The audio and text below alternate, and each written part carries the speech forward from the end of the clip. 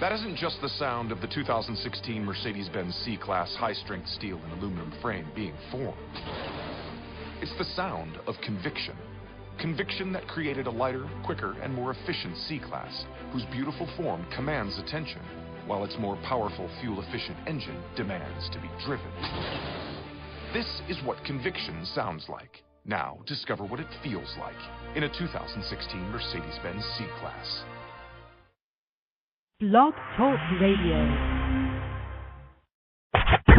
Here we go.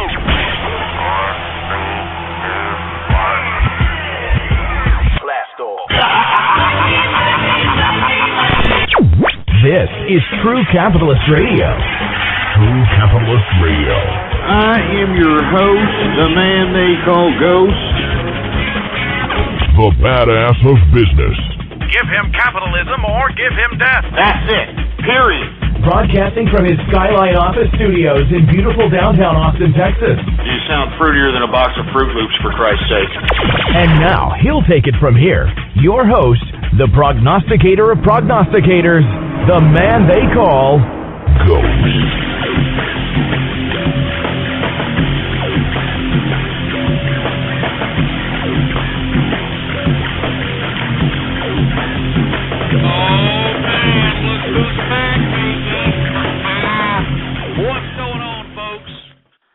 Thank you for tuning in with me to another edition of True Capitalist Radio.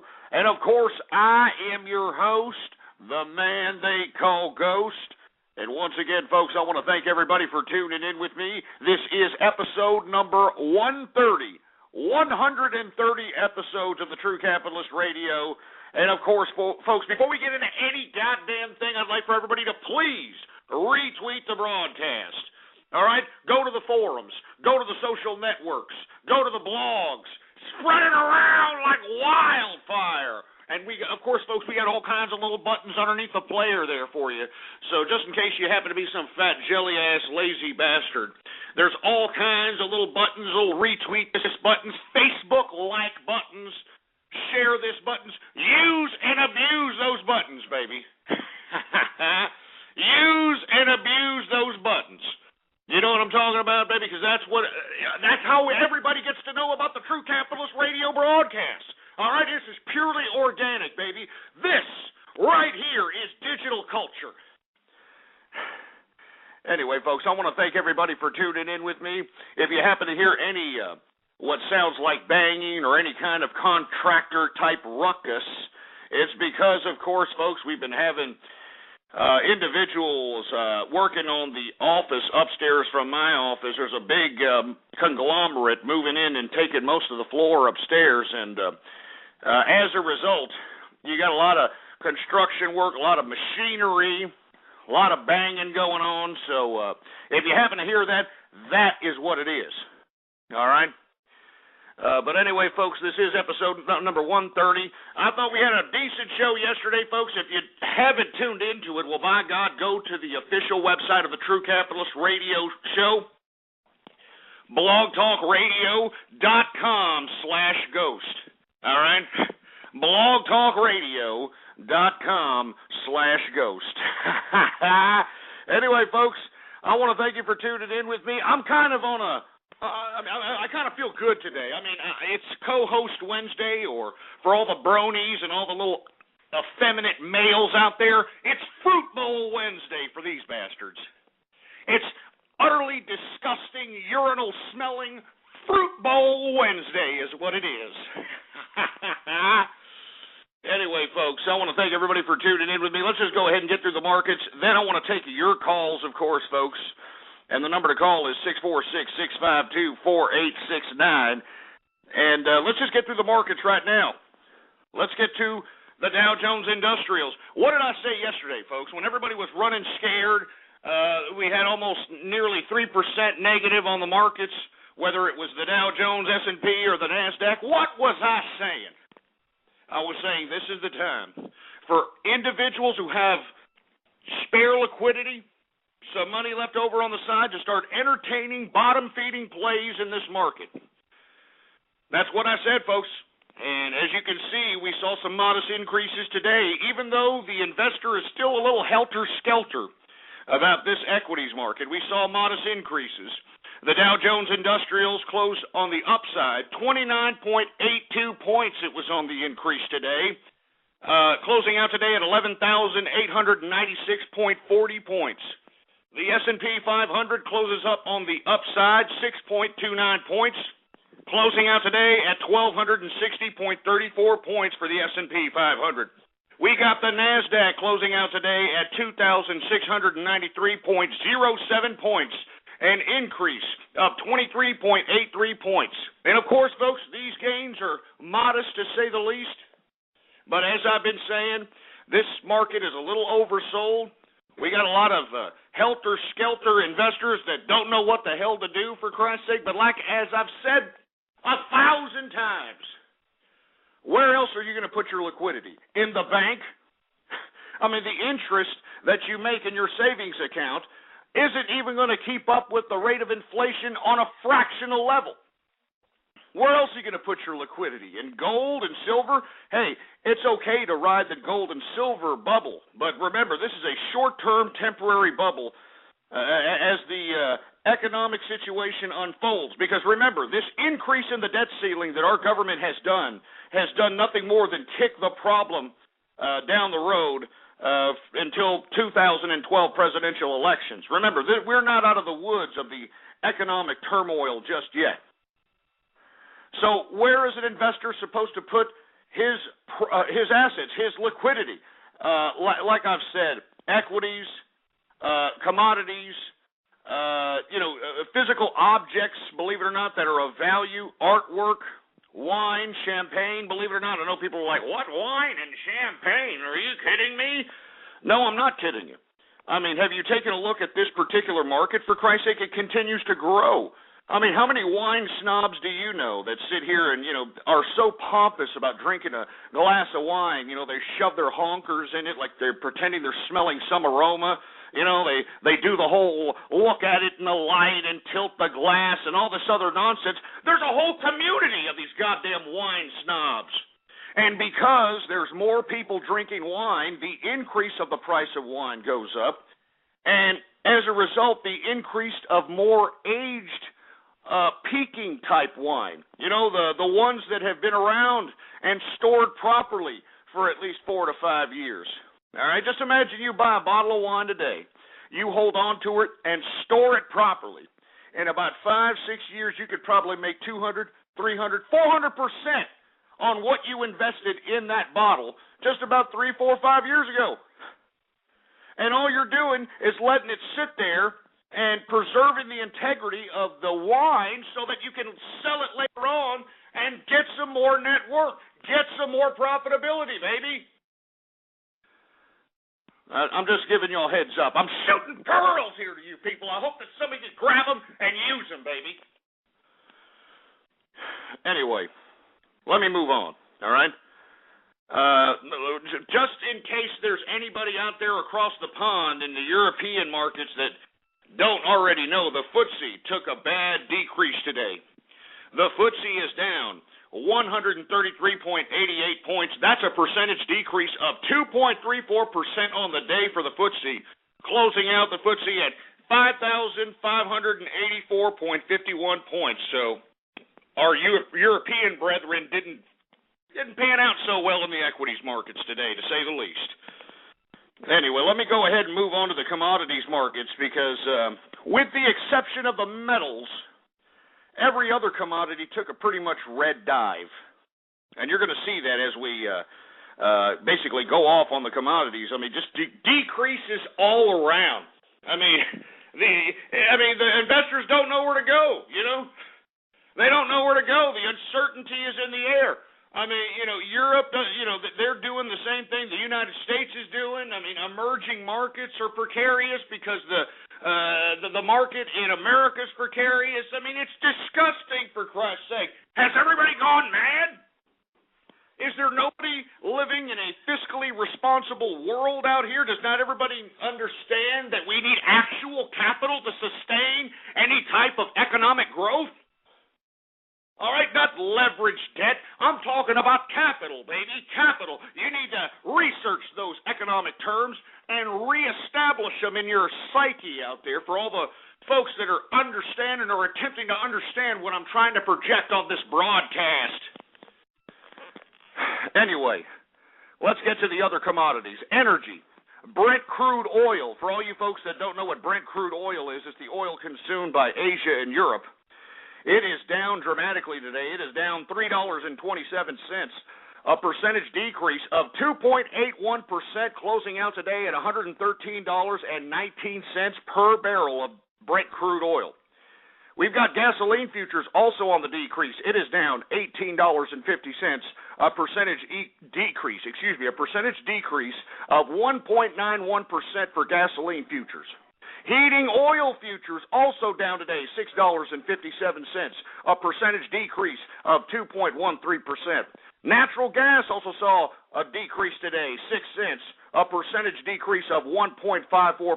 And of course, the WTI sweet crude futures, and of course, for all you folks that don't know, WTI sweet crude is the oil consumed by the United States that is refined into gasoline and basically dictates how much money we're going to pay at the gas pump, how much money we're going to pay for goods, how much money we're going to pay for a lot of things. And if there's any kind of bright spot in all this economic uncertainty, we are seeing dramatic decreases in the WTI sweet crude futures area. It is down again today, as it was yesterday. Down today, $1.89, a percentage decrease of 2.02% on the day, closing out WTI sweet crude at $91.90 per barrel of WTI sweet crude. And let me tell you, I would like to see that WTI price go down even more, because if we see a decrease in the WTI sweet crude prices, there's going to be lower gas pump prices. There's going to be lower costs going out to take the products and the services from the producers out to the retailers. All these costs come down when you see the price of WTI sweet crude come down. So let's get to the agriculture, shall we? Canola down $1.50. Cocoa down $13. Coffee futures, after seeing a couple of days of increases, finally saw some sell-offs today. Coffee futures down $1.60. We've got corn futures, after seeing increases the past couple of days in the goddamn corn futures, they're finally down very modestly, but still down $2.75. Cotton is also down $2.69. Wheat futures are also down $10. That's a percentage decrease of 1.24%. Sugar is also continuing its descend. It is down 47 cents, a percentage decrease of 1.67%. Soybean futures are down $6.75. Lumber continuing its descent. It's a little more modest today, but still continuing. It is down 20 cents. Oat futures are down $8.50. That's a percentage decrease of 2.33% on the day for oat futures. Soybean oil futures are down 82 cents. That's a percentage decrease of 1.42% on the day for soybean oil. And wool, it looks like the bull-nosed bull dykes have come in and decided to start carpet munching in the goddamn wool futures today because wool is up $6. Now, let's go ahead and get through the metals, shall we? Let's get through the metals. Unfortunately, the only metal that isn't seeing a lot of this bullish activity is copper. Copper is down today, folks, $5.50. That's a percentage decrease of 1.25%. But did anybody see gold, for Christ's sake? I mean, good God. Woo! The prognosticator of prognosticator strikes again. Because let me tell you, if you would have just listened to me on Monday, because gold was down $8 on Monday, if you'd have just listened to yours truly and went out to some pawn shop, went out to some, some guy on the street corner selling gold chains, if you would have gotten or obtained gold in any fashion, made ATF plays, made plays into certain mining companies, into certain jewelry companies, whatever your play is for gold, you would be a lot richer today. I mean, if you would have just listened to me on Monday and said, yeah, baby, I'm going to go to the pawn shop, baby, I'm going to get me some gold chains, baby, pinky rings, baby.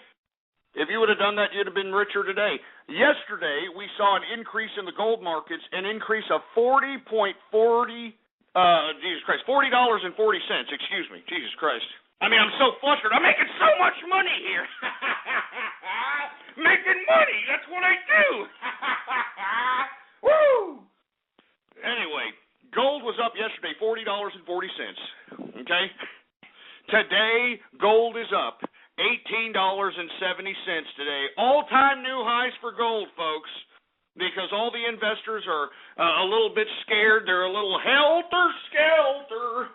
They're a little scared because they don't know where to put their money in, so they're looking at an old-school type of a safety net, hedge against inflation type commodity like gold. And let me tell you, gold is up $18.70. That's a percentage increase of 1.14% on the day, closing out gold at $1,663.20 per troy ounce of gold. I mean, if you would have listened to me Monday, you would be up majorly today, whether gold or silver. You know, if you're too cheap to buy gold or you don't have enough money to buy gold, you can go into silver. Silver today is up $1.60. That's a percentage increase of, get this, all right, 4% on the day. For silver, baby. I'm telling you, closing out silver today at $41.70 per troy ounce of silver. Oh, man, I mean, let me tell you, I have been bullish on metals for a long period of time, and every time it increases and sets new all-time highs, I hate to say this, but I told you so. The prognosticator of prognosticators strikes again. Anyway, let's get through the damn livestocks, and then we're going to go ahead and take your calls. All right, hold on. Before we get into anything else, I just want to say that the reason that I do what I do, the reason that I, give these prognostications, the reason that I continue to give this type of capitalist commentary is because I want everybody to capitalize. Do you understand? I want the whole world to become capitalist because, hey, all you have to do is take the initiative. All you have to do is take the capital that you generate, and instead of going out there and blowing it on $12 Mai Tais on bimbos at the clubs, or, for you ladies, instead of going out to the Coach shop and buying a $300 purse, instead of blowing your cash, you just diversify it in a variety of different financial instruments or investment opportunities so that not only can your money be somewhat safer than just blowing it on crap, but it'll actually increase in value. It'll generate profitability. And that's what it's all about, baby, generating profitability. Anyway, let me move on to the last portion of the markets, and then we're going to take your calls. Livestock, baby. Live cattle futures are up 15 cents today. Cattle feeder continues to see its descent. Cattle feeder futures are down $1.65. That's a percentage decrease of 1.19%. And for all you fat jelly-ass bastards that shove a couple of ham bones down your gullet, lean hog futures are up 20 cents today.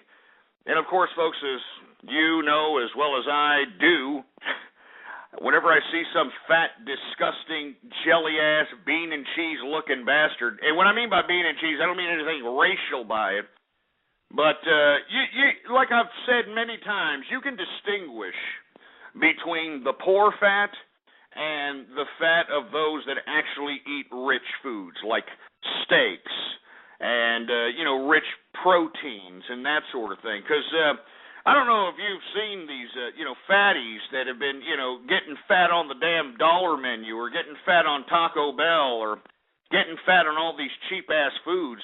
The goddamn fat is just a different kind of fat. It's a disgusting, fat, celluloid-looking fat. And you notice that the fat people that get fat on this garbage, not only are they fat, they're weak, But you see people that, kind of like to eat some pretty good steaks, rich meats, some rich pork, rich chickens, Cornish hens, veal, like to indulge on good, rich foods. These individuals, they may, have a little bit of a a bigger torso than your average person, but they're certainly, hell, they ain't fat bastards, you know what I mean? They ain't fat bastards, you know? There's different kinds of fat. I strongly advise you, go to the supposed impoverished parts of your town. Whether it be a white piece of trailer park trash, whether it be a black ghetto or a Mexican barrio, why don't you just cruise on down the street and take a look at all these people that are fat? And I'm talking like the cellulite is dripping over their pant loop there. It's just dripping over. These people can't see their penises. You know what I mean? They got this face fat that looks like 3 or 4 trunks underneath their goddamn jows, for Christ's sake. You know what I mean? They got floppy, beefy tits, they're just kind of flopping around every time they walk, for Christ's sake. You know what I mean? They got these disgusting jelly rolls that make them look like the Stay Puft Marshmallow Man. But you take a look at a rich, fat capitalist, Take a look at a rich, fat capitalist, and what do they got? They just got a pot belly, you know what I mean? They just got a pot belly and a big torso, and that's about it. They don't have a big, fat cottage cheese ass. Haven't you noticed that? Haven't you noticed that, there are people out there that have, they don't have the slimmest waist, but they're not fat, and all of a sudden, thunder thighs out of nowhere. You know what I'm saying? Cottage cheese ass that looks like it's going to pop out of jeans, for Christ's sake. This is what I'm saying. All right, this is what I'm talking about. These fat, bloated bastards that just can't put the cheap food down, they figure, my colon can take it, so I'm going to get myself $10 double cheeseburgers with $5 French fries, and then I'm going to get myself a gallon of Coke, and that's just for brunch. So give me a break. Let me tell you, I eat T-bone steaks, sirloin steaks, prime rib, briskets, pot roast. I am a goddamn carnivore. I eat this crap every day. Every day, baby. You know what I'm saying? And I'm not some fat jelly-ass bastard. My thighs aren't going out the ass out here. I don't look like some fat barrel ass, all right? I could still run when chased, assholes, all right? I still run when chased. I'm not going to just sit there and give up. You know what I'm saying? Anyway. Unlike you people, you run with police. I run from police, all right? And I can still do it, all right? Anyway, let's continue on. 646-652-4869 is the number to call. All right? I want to hear from you. I want to talk a little bit about not only are we seeing all-time highs in gold and silver, but I want to talk about the political spectrum here in America. Both sides, left wing, right wing, here in the American political system are trying to take credit for this debt ceiling increase. They're both trying to say that, oh, yay, we won. We won, yeah, we got this accomplished and we got that accomplished. You got nothing accomplished, all right? You kicked the can down the road, for Christ's sake, all right, you soulless cash whores in Washington. And, unfortunately, if we had just the slightest bit of an intelligent electorate, we would be able to perpetuate an idea throughout this electorate to pay back these soulless cash whores in Washington that have basically taken a dirty, yellow, bubbly piss on us and trying to tell us that it's a good deal, And what am I suggesting? I am suggesting that, if we had an electorate that was fairly articulate, or if not articulate, at least had the slightest bit of intellectual curiosity, we could perpetuate an idea throughout America and have it take forth that we don't want any more professional politicians in Washington, nor in state governments, nor in municipalities. We don't want any of these career assholes. There should be no reason a politician makes a career out of public service. Doesn't the whole concept breed corruption? How can you make a career out of public service? You can't. But these assholes in Washington are doing it. These assholes in your state legislatures are doing it. These assholes in your municipalities are doing it. So what am I suggesting? And what should every American should be suggesting in today's political and economic climate? I'm suggesting that we should go out, well, I mean, of course, I've always advocated term limits for the folks that are putting term limits here in the chat room, but obviously the system isn't going to allow for term limits on these bureaucrats. So what else am I suggesting? I'm suggesting that this next coming election, we advocate just none of the above approach. Let's just put absolute imbeciles in Washington, all right? As a matter of fact, I think that we should encourage imbeciles to go out and run just so that we can send these idiots out to Washington just to see what the hell happens, all right? And the reason I'm suggesting that is because we have already gone through this rigmarole of sending professional statesmen or supposed statesmen, professional public servants to Washington only to not only sell out our country by outsourcing jobs and by basically selling out America to corporatists that donate to campaign contributions. Now, I mean, all this nonsense that everybody banters about on the left, all right? But, you know, these government officials, these career politicians, you know, when they accumulate monies in their campaign contribution accounts and only use a fraction of it to get reelected, and once they finally retire or once they're finally unelected, these politicians can get the remaining balance in their campaign contributions accounts and put it in their personal bank account tax-free. Yeah, they get all that garbage that everybody donates, you know, the $10,000 dinners and the fundraisers for this and the fundraisers for that. They get all that money after they retire or they're unelected in their pocket tax-free. So do you think that the soulless cash whores in Washington give two rats' asses about you? Absolutely not. You know when these rat-faced rodents in Washington, you know when they'll actually start caring about the American people? When the American people start organizing themselves and say, hey, the majority of this group, or the majority of people that believe in this particular cause, or the majority of the people in this particular area are not going to vote in you as our representative, all right? But obviously, because we have more idiots in America than intelligent people, that's not going to happen, all right?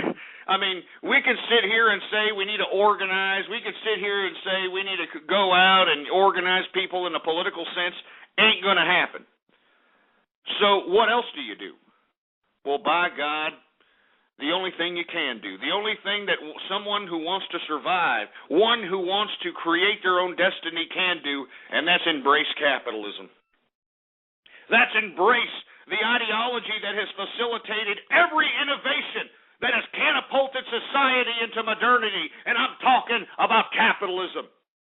I'm talking about an ideology that not only facilitates and nurtures creativity and innovation, but inspires it. I'm talking about capitalism. This is what we need to embrace as individuals.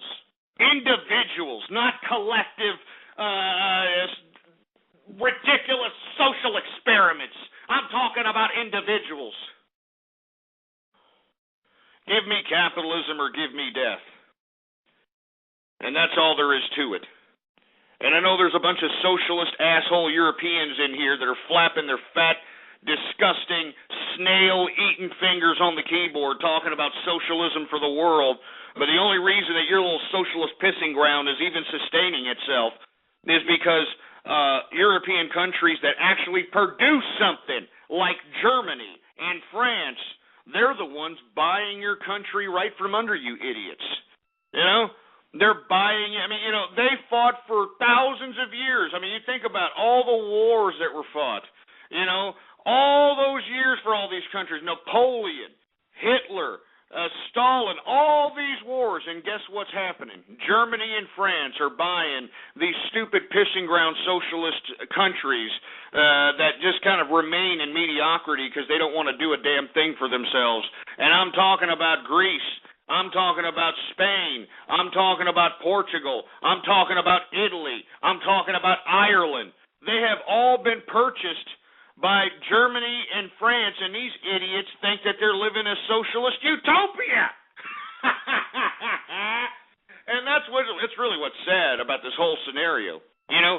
And this is what's happening here in America also, folks. It's happening here. It's not just old Europe is this happening to. This is happening here in America. I mean, the American government has made the American populace so stupid, so dumbfounded, and so ignorant that the only thing that they can do for any type of savior of themselves is look to Big Brother government and say, please, can I have a housing voucher check? Please, can I have a food card? Please, can I have another loaf of bread, Big Brother? Please.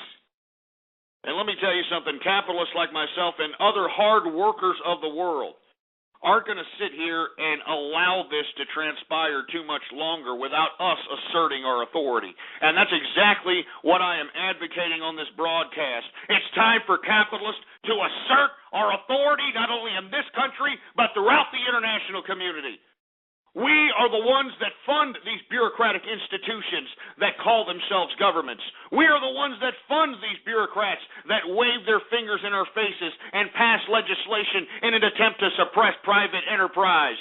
We're the ones that fund these pieces of crap. And for us to sit here and wave their fingers in our faces as if there are dictators is ridiculous. And it's time for us, the capitalists, the individuals who produce, the individuals who inspire creativity and innovation. It is time for us to stand up, and it's time for us to assert our authority, and it's time for us to stand up now. And if we don't, we are going to be succumbed by mediocrity. We are going to be succumbed by the savages that want to continue to live in this jungle and refuse, these people who refuse to embrace modernity when modernity is right here for us to take and appreciate and enjoy.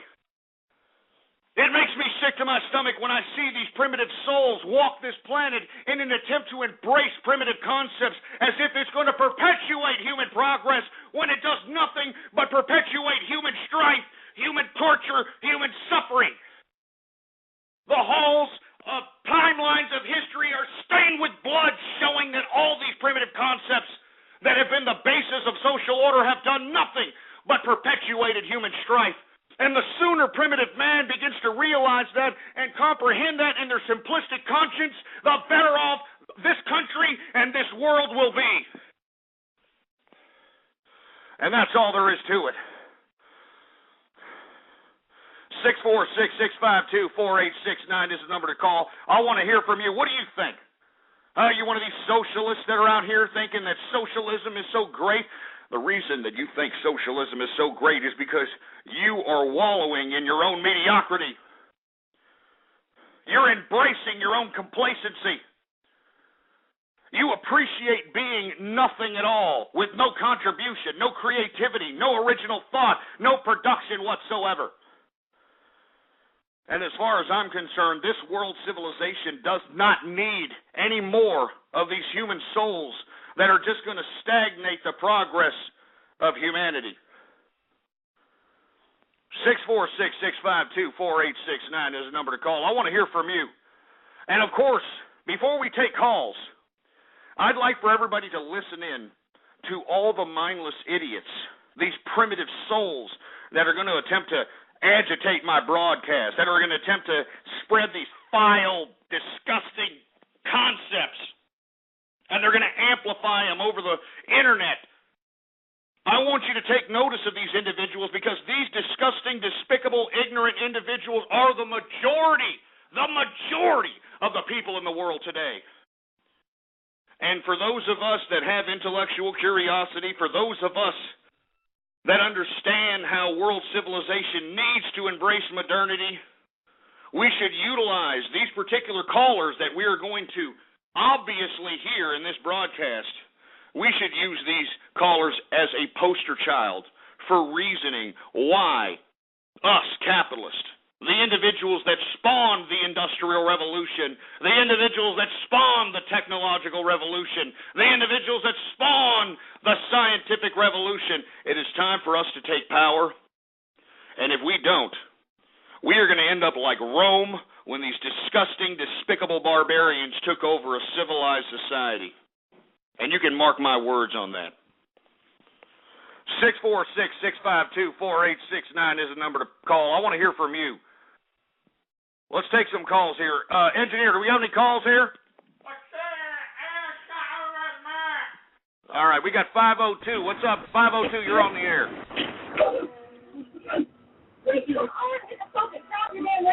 Jesus Christ, looks like he's getting chewed out by his mom for not, vacuuming or taking out the trash or some crap. Come on, 201, you're on the air. Why don't you get off your goddamn little video game, for Christ's sake? You know what I'm saying? All right? This isn't like, the Army game, that little Army game that I like to play. I'm playing it right now while I'm listening to True Capitalist Radio, and I'm totally owning right now. Yeah, I'm not a noob. I know what I'm doing. Stupid idiot. 760, you're on the horn. Hey, I called you once before, and I know we got off on the wrong foot. All right. I was the one who called you racist. Now that I've listened to more of your shows, I can tell you're not. At first I thought you were obnoxious, but I really like listening to your radio show. You speak the truth for the most part. Our government is going down the poop hole, and it's just ridiculous. And I wanted to say, I'm sorry I made you so upset last time. You don't even have to apologize. Let me explain why. Because you are nothing but a side effect of what has been usurped upon the youth of America today.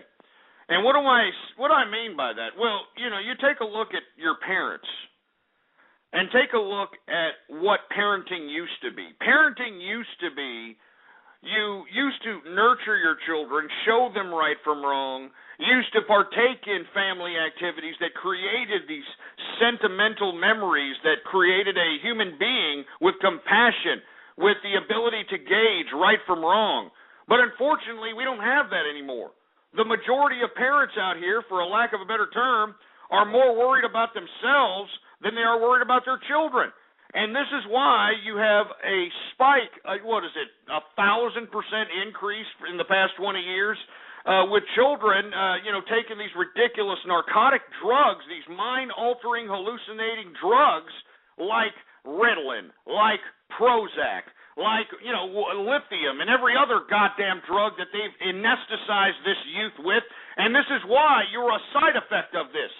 Because not only have they drugged you out, they have put these ridiculous concepts of entertainment in your face, these concepts of grandeur that you're never going to be able to obtain, but they make it seem so possible. They make it seem within your grasp. They say, all you have to do is go to American Idol tryouts and you can be the biggest star in the world.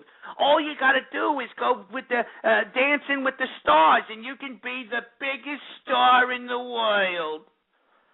And this is what these youth believe. I mean, you ask youth today, what do they want to be? I want to be a singer. I want to be an actor. I want to be a model. These unrealistic, superficial type dreams that were implanted in them by Hollywood, by this disgusting, despicable, liberal entertainment industry, for Christ's sake. So you don't have to apologize to me. I understand why you are, the unfortunate side effect that you are.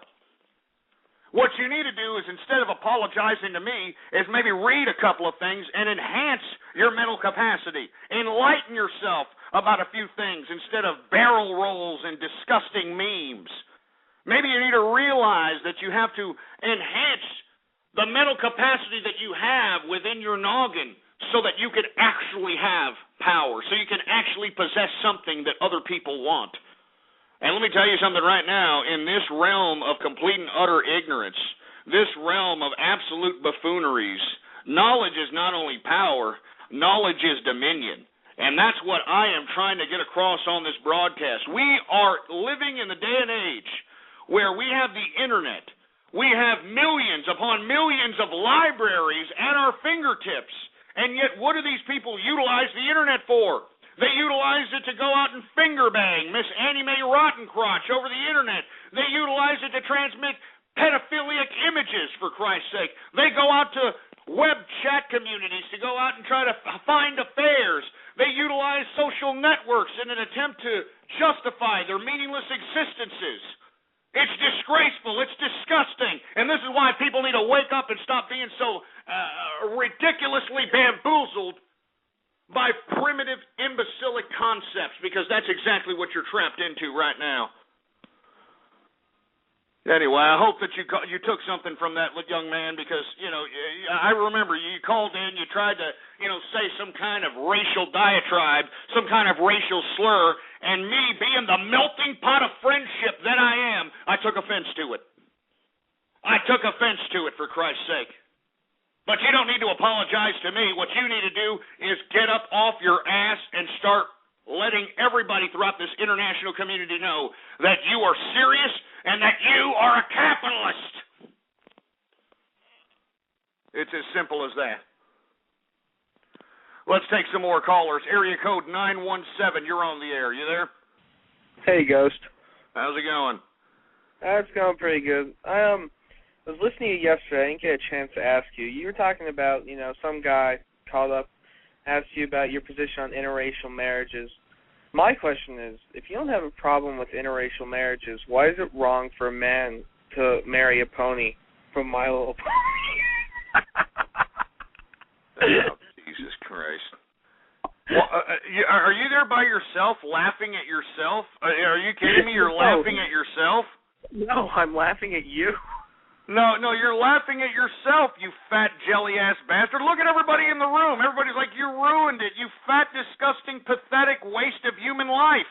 I bet you money right now that Daddy left because Mommy got too fat in the ass from eating too much bonbons and shoveling food down your gullet. And then when Daddy left, Mommy trimmed down, and now she's at happy hour looking for the high hard one by some ethnic minority that, knows how to, speak to her in tribal languages. Am I correct or am I wrong? No, you're wrong. I bet my dad makes more money than you do. Oh, yeah? What does he do? He's a reinsurance. Blah, blah, blah, blah. You don't know what the hell your daddy does because he's a fake. Your daddy ain't around. That's why. Your daddy ain't around, all right? And if he is around, all he's doing is cutting a check and saying, look, I'll see you when I see you, kid, all right? Here's some money. Go play some fucking video games, you stupid milky liquor. Get out of my face, all right? Don't you see I'm banging this badass blonde broad here? What do I want, some fat jelly-ass brony kid coming around ruining my game for me? Get the hell out of here, kid. Get on. Go deal with your mother, all right, and that minority that she's living with. You know it, and I know it. So get this stupid brony idiot. Get him off, for Christ's sake, while he still has a ball left. Jesus Christ. Who else we got going on over here? We got Friday 80. Are you there, Friday 80? Yeah, you're just playing with your Peter Popper. We ain't got time to wait for your stupid sorry ass. Get off the pot. We got Tom Socrates. What's your excuse? And you're going to hang up, for Christ's sake. Why in the blue hell do you have your hand up? And why are you calling if you're not going to say a goddamn thing, you idiot? Jesus Christ. Who else we got? 405, you there? Hey, what's going on, Ghost? How's it going? How do you feel about Howard Stern?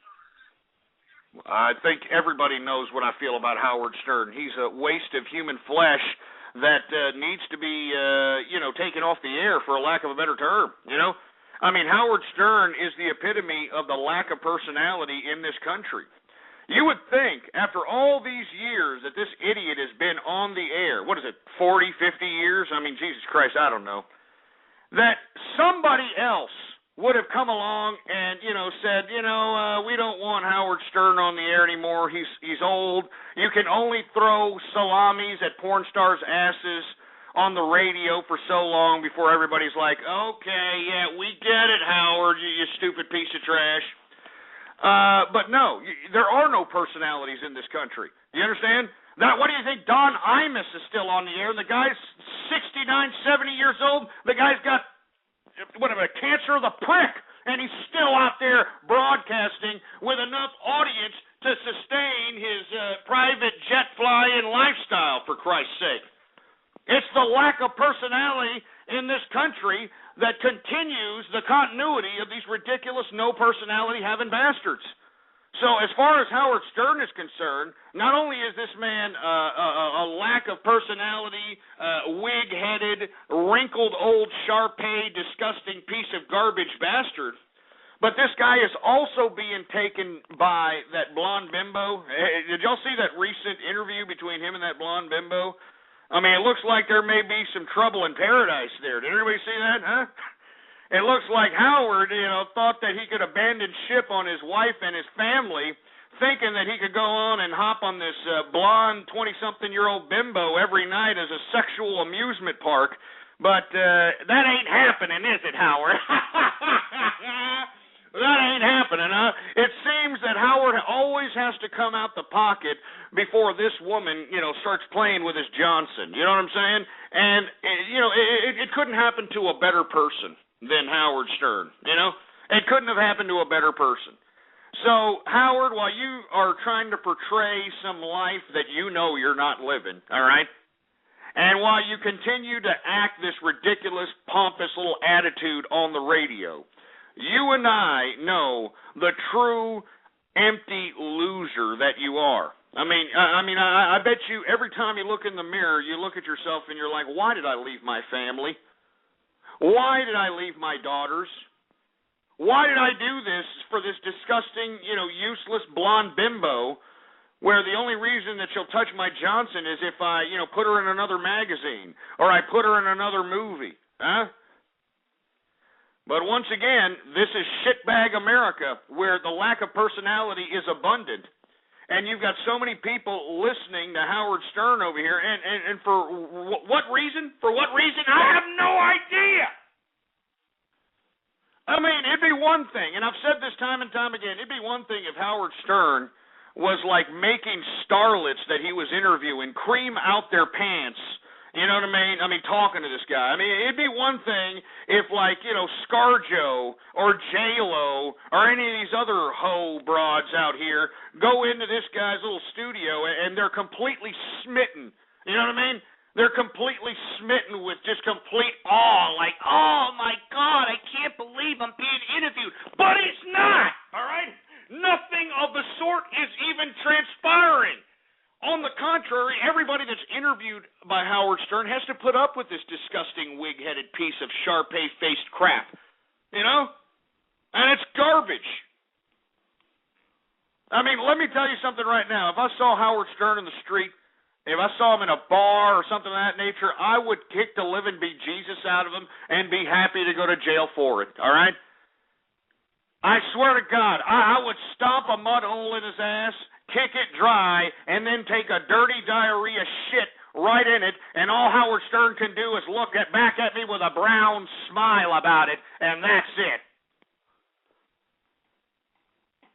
So anyway, that's about enough of Howard Stern. I'm sick of that bastard. I'm sick of his stupid minions calling me up. I'm sick of them. Get a personality, Howard Stern, you milky liquor. Let's go to another call. 423, what's up? You're on the air. Look at another man's hairy ass and say, shut up, you stupid moron. Here we go again with the audio splicing. You stupid, ridiculous losers out here are taking time and energy to splice stupid audio files in an attempt to make me sound like a jagoff, in an attempt to make me sound like a racist, and you idiots are all in hot water if you continue to do that. Believe me, I am taking the necessary steps to, implement some of the harshest repercussions on those that are spreading slanderous lies about me. And if you all think I'm joking, you just continue to do it and see what happens to your ass. You continue to do it and see what happens. Anyway, we were supposed to be talking about how both sides of the political spectrum are taking credit for this so-called debt ceiling increase. They are both claiming to be the winner in this whole nonsense. So I want to hear what you have to say. Are you a left-wing, long-haired, liberal, bedwetting hippie, or are you one of these teabaggers out here that think that you have total victory because this debt ceiling was increased? I want to hear from you. All right, I want to hear from you. Area code 253, what's up? You're on the air. Yeah, you're taking too long, you idiot. All right, 920, what's up? You're on the horn. Holy dog shit, Texas, only steers and queers come from Texas, Private Cowboy. And you don't much look like a steer to me, so that kind of narrows it down.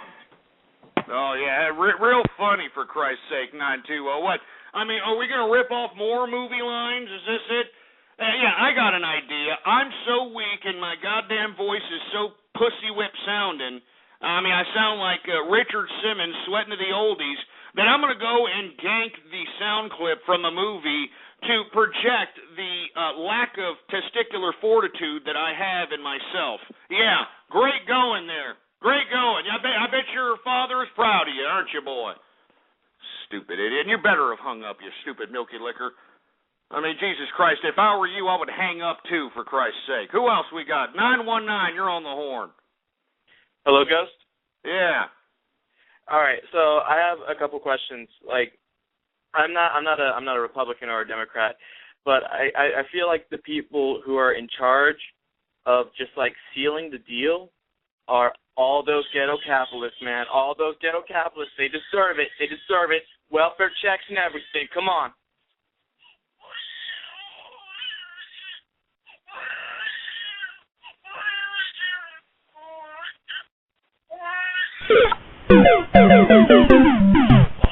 Fail.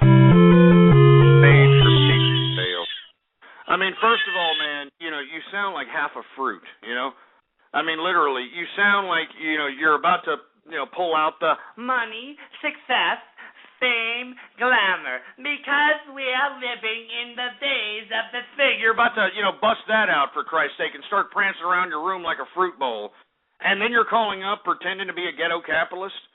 You sound too fruity to be a ghetto capitalist. Are you kidding me? I mean, are you sucking Alabama black snake to get some money off of the food card? What are you doing there, 919? No, listen. I get. No, I don't want to listen to your fruit bowl voice. I'm asking the questions. All right, you called up saying ghetto capitalism. I'm saying you sound fruitier than Ricky Martin's asshole. And I'm saying, how are you a ghetto capitalist unless you're, waxing jimmies out there in the hood? And from the sound of your voice and the lack of manliness in your voice, it sounds to me that's exactly what you're doing. Or are you working for the tossed salad man? No. I believe I'm getting food stamps, and I'm collecting your money, which is great. No. I guarantee you that the only way you're collecting my money is because you've serviced one too many bad glory holes, and you're infected with the AIDS, and you're collecting disability and Social Security because I can tell by that raspiness in your voice, for Christ's sake. It's like a crustated secretion stain that refuses to get off of your tonsils. So, I mean, if you're going to sit here and boast that you're collecting off my tax dollars, I'm pretty sure you're collecting off my tax dollars because you've got the AIDS. Am I right, 919? Am I right? Oh, wait, you're not going to say nothing now? You're on the air. Come on. Am I right or am I right? Oh, sure. You're just going to... Am I right or am I right? No, you're not right. I believe. Yeah, I'm right. It took you a little bit to talk there, huh? I yanked your ass right out of the closet, baby. That's why you're a little upset. You're a little upset because I'm trying to take away these damn entitlements, and here you are. You took bad meat in the can at some bathhouse somewhere, and now you've got the AIDS. And now you're, collecting off Social Security disability, you're collecting off Medicaid, Medicare. I bet you if we were on the phone with you long enough, we'd be hearing that cough, that... I don't really know what you're talking about. You know what I'm saying? Give me a freaking break. Do you have anything else to say? Oh, you hung up. Oh, why'd you hang up? Oh.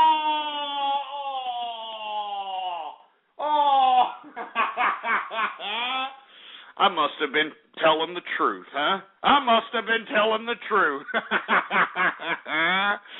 Oh, that was funny. As a matter of fact, where's my drink? Where's my drink, for Christ's sake? I need a drink after beating the living bejesus out of these trolls, for Christ's sake, man. Let me have a drink. Let me have a drink of this crap. Good stuff, baby. Johnny Walker Blue Label, of course. You know how it is. Anyway, we're supposed to be talking about the debt ceiling fiasco and about how both sides of the political spectrum are claiming total victory. And I'm saying none of them are claiming total victory. Both of these sides are basically perpetrators, all right? They are perpetrators upon the American capitalist in this country. Because instead of looking out for the American taxpayer, which is the capitalist, they're basically making us insolvent. And they're making us look like, incompetent jerkasses. And it's the truth. But anyway, let's go ahead and move on to another subject matter. I want to talk about our president, the president that everybody was crying over once he was elected in 2008. Remember that? Remember all they were crying, oh, yes we can, baby. He's going to pay my mortgage, baby. He's going to pay my bills. He's going to pay my kids, baby. Well, our president is going to turn 50 years old tomorrow. 50 years old for Barack Obama tomorrow. And, he's looking kind of bad. I don't know if you've seen a side-by-side picture of him when he first got elected in 2008 and how he looks now. He's looking pretty haggard. He's looking pretty haggard, and the reason he's looking haggard is because he told all these left-wing, long-haired, liberal, bedwetting hippies one thing during the campaign so they can go into the voting booth and vote for him, and basically did the complete opposite to the 1,000th degree, for Christ's sake, And I know there was people that were calling in saying that, do you not like Barack Obama because he's black? Do you not like Barack Obama because he's black? Look, the bottom line is that I don't agree with Barack Obama's policy. I don't agree with what he's signed into law. I don't agree with these things. But then again, he has not hurt my pocketbook, baby. I mean, I've made more money during the Obama administration, and I have obtained more assets during this administration since Reagan, all right? So, even though I may be talking against my president as his policies is concerned, I am living lavish. I mean, I'm living in the greatest state in the world. Real estate prices continue to go up out here. I'm considering selling my downtown Austin high-rise condominium, for Christ's sake, because, it's literally doubled in price since I've moved into this particular condominium about a year and a half ago. Doubled in price because we got so many people coming to Austin, Texas, wanting to live in the inner city out here in the city of Austin, Texas.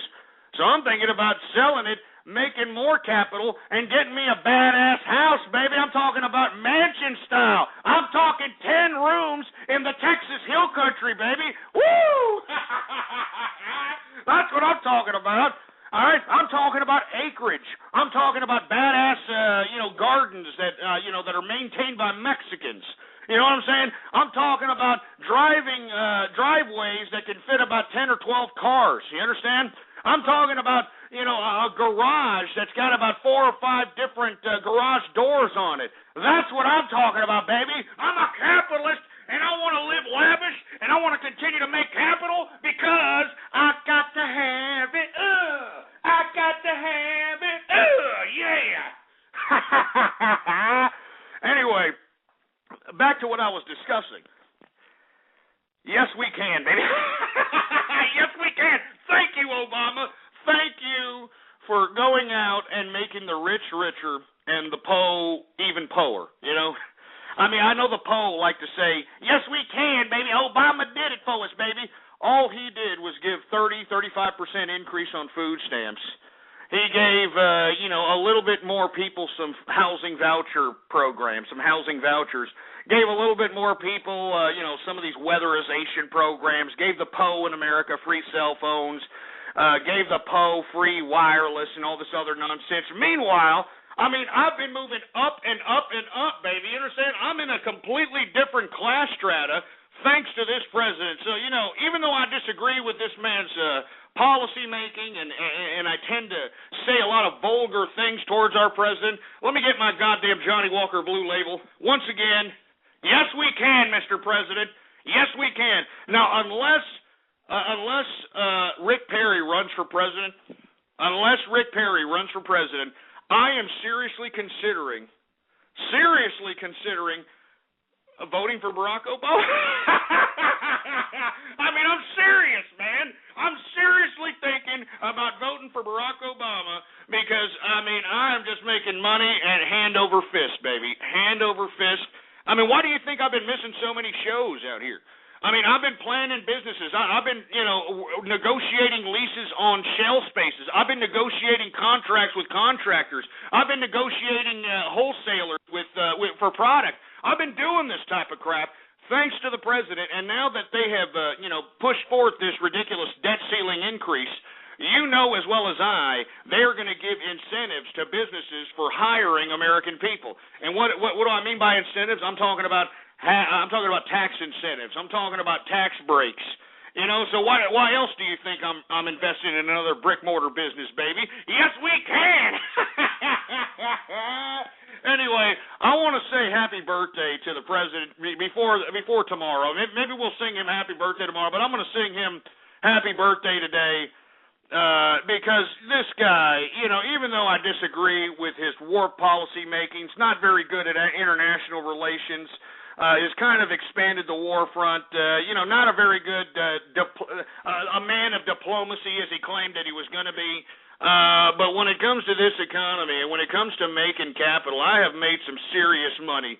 And I mean, what the hell can I say? I mean, yes, we can. I mean, that's all I got to say. Hey, engineer, let's throw some music on and let's all sing to the president. All right. Everybody in this chat room, everybody listening to me, the tens of thousands of people throughout the world, all right? We are now in the second hour of the True Capitalist Radio broadcast, and, of course, I am your host, the man they call Ghost, and once again, folks, I want to thank everybody for tuning in with me. Before we sing happy birthday to the president, I would like everybody to please retweet the broadcast, go to the social networks, go to the forums, go to the blogs, and spread it around like wildfire, and let everybody know that we're in effect in the house here in the True Capitalist Radio broadcast. All right? And, of course, for all you lazy bastards that are like, oh, I don't want to click too many things, I don't want to open too many windows, well, by God, you got all kinds of little buttons that are there underneath your little player there. You see all the retweet this buttons and the Facebook like buttons and the share this buttons? Use and abuse those buttons, baby. It's just a freaking click, for Christ's sake. It's just a freaking click. Jesus Christ. Anyway, hey, engineer, do we got any tweet shout-outs, any Twitter shout-outs to say here? All right, we're going to give some Twitter shout-outs, and we're going to deliver them right now. And all you have to do to get a shout-out here live on the True Capitalist Radio broadcast is to retweet the first tweet on my Twitter account. And, of course, if you don't know what the Twitter account is, well, by God, where the hell have you been? All right, Ghost Politics is the Twitter name to follow, all right? Ghost Politics is the name to follow, all right? Here, one more time, all right? Ghost Politics, and retweet the first tweet, all right? That's all you got to do, and you're going to get a shout-out right here, right now. All right, let's go ahead and see what's going on here. Do we got any retweeters there, engineer? All right, who do we got? We got the Mo Slizlak, okay?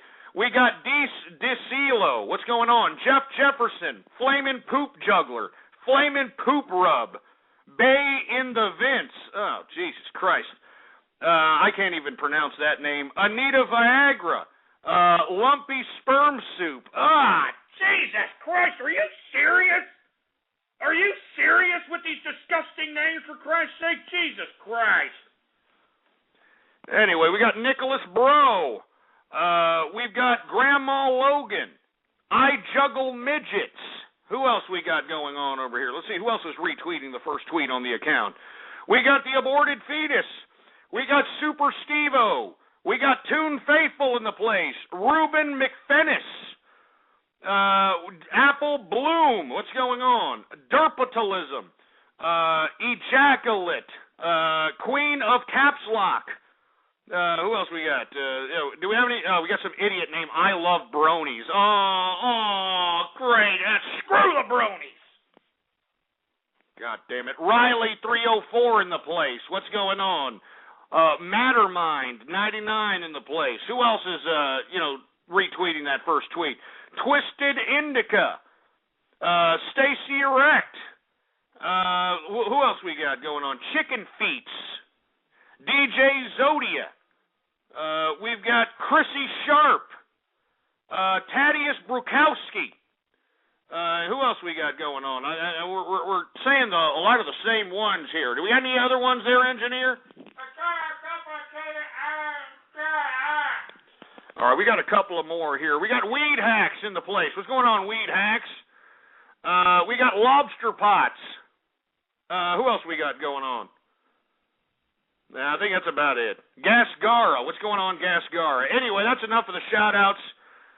Once again, folks, this is the second hour of the True Capitalist Radio broadcast. Let everybody know that we're in effect in the House. We were just talking about the president. Tomorrow is the president's birthday. He turns the big 50. You know, he turns the big 50. And if we see a side-by-side from when he came into office in 2008 and compare it to his present picture now, it looks a vast contrast, to say the least. I mean, he's looking a little haggard. But once again, I just finished discussing the fact that even though I disagree with my president's foreign policies and some of his domestic policies, he has not ruined my pocketbook. He hasn't hurt it at all. I mean, I've made more money during the Obama administration since Reagan, baby. All right, since Reagan. So let's just go ahead and commemorate Barack Obama's birthday, which is tomorrow. It's kind of like a pre-birthday type of singing arrangement. All right. But let's go ahead and do a singing of a birthday song to Barack Obama, Texas style. Now, do we have? Let me get the guitar here. Let me get a goddamn guitar. Let me get this goddamn guitar here, and let me just get this guitar. And I want to. I'm serious about that. People are laughing. It's not funny. All right. It's not funny here. I care about my president. My president has made me lots of money, man. All right? I mean, I'm living lavish because of Barack Obama, all right? I mean, I know the PO in America, they think that they're getting all theirs because they got, more housing voucher programs and food stamps and government cheese and all this other crap. But, man, I'm making so much money. I just bought myself a $2,500 lamp. Can you believe that? I bought a $2,500 lamp for my house. And I just bought this past weekend. So that just goes to show you. I mean, if I got $2,500 to throw on a freaking lamp, that just goes to show you, baby. Oh, yeah, and for all you folks that just want to see it for yourself, I actually bought a Morse code C lamp that has actually been refurbished from the 1900s British Navy, all right? It has been re-chromed. It is just beautiful. Unbelievable lamp, for Christ's sake. You could probably look it up on Google and find it. All right? All right, $2,000 for a lamp, baby. You want to know why? Because I got to have it. Woo! Anyway, let me get back to the president here because if it hadn't been for Yes We Can Obama, I don't know what the economy would have been like. I mean, who the hell knows? I mean, who the hell knows? Let me take a sip of this here, and then we're gonna sing Happy Birthday to our president here.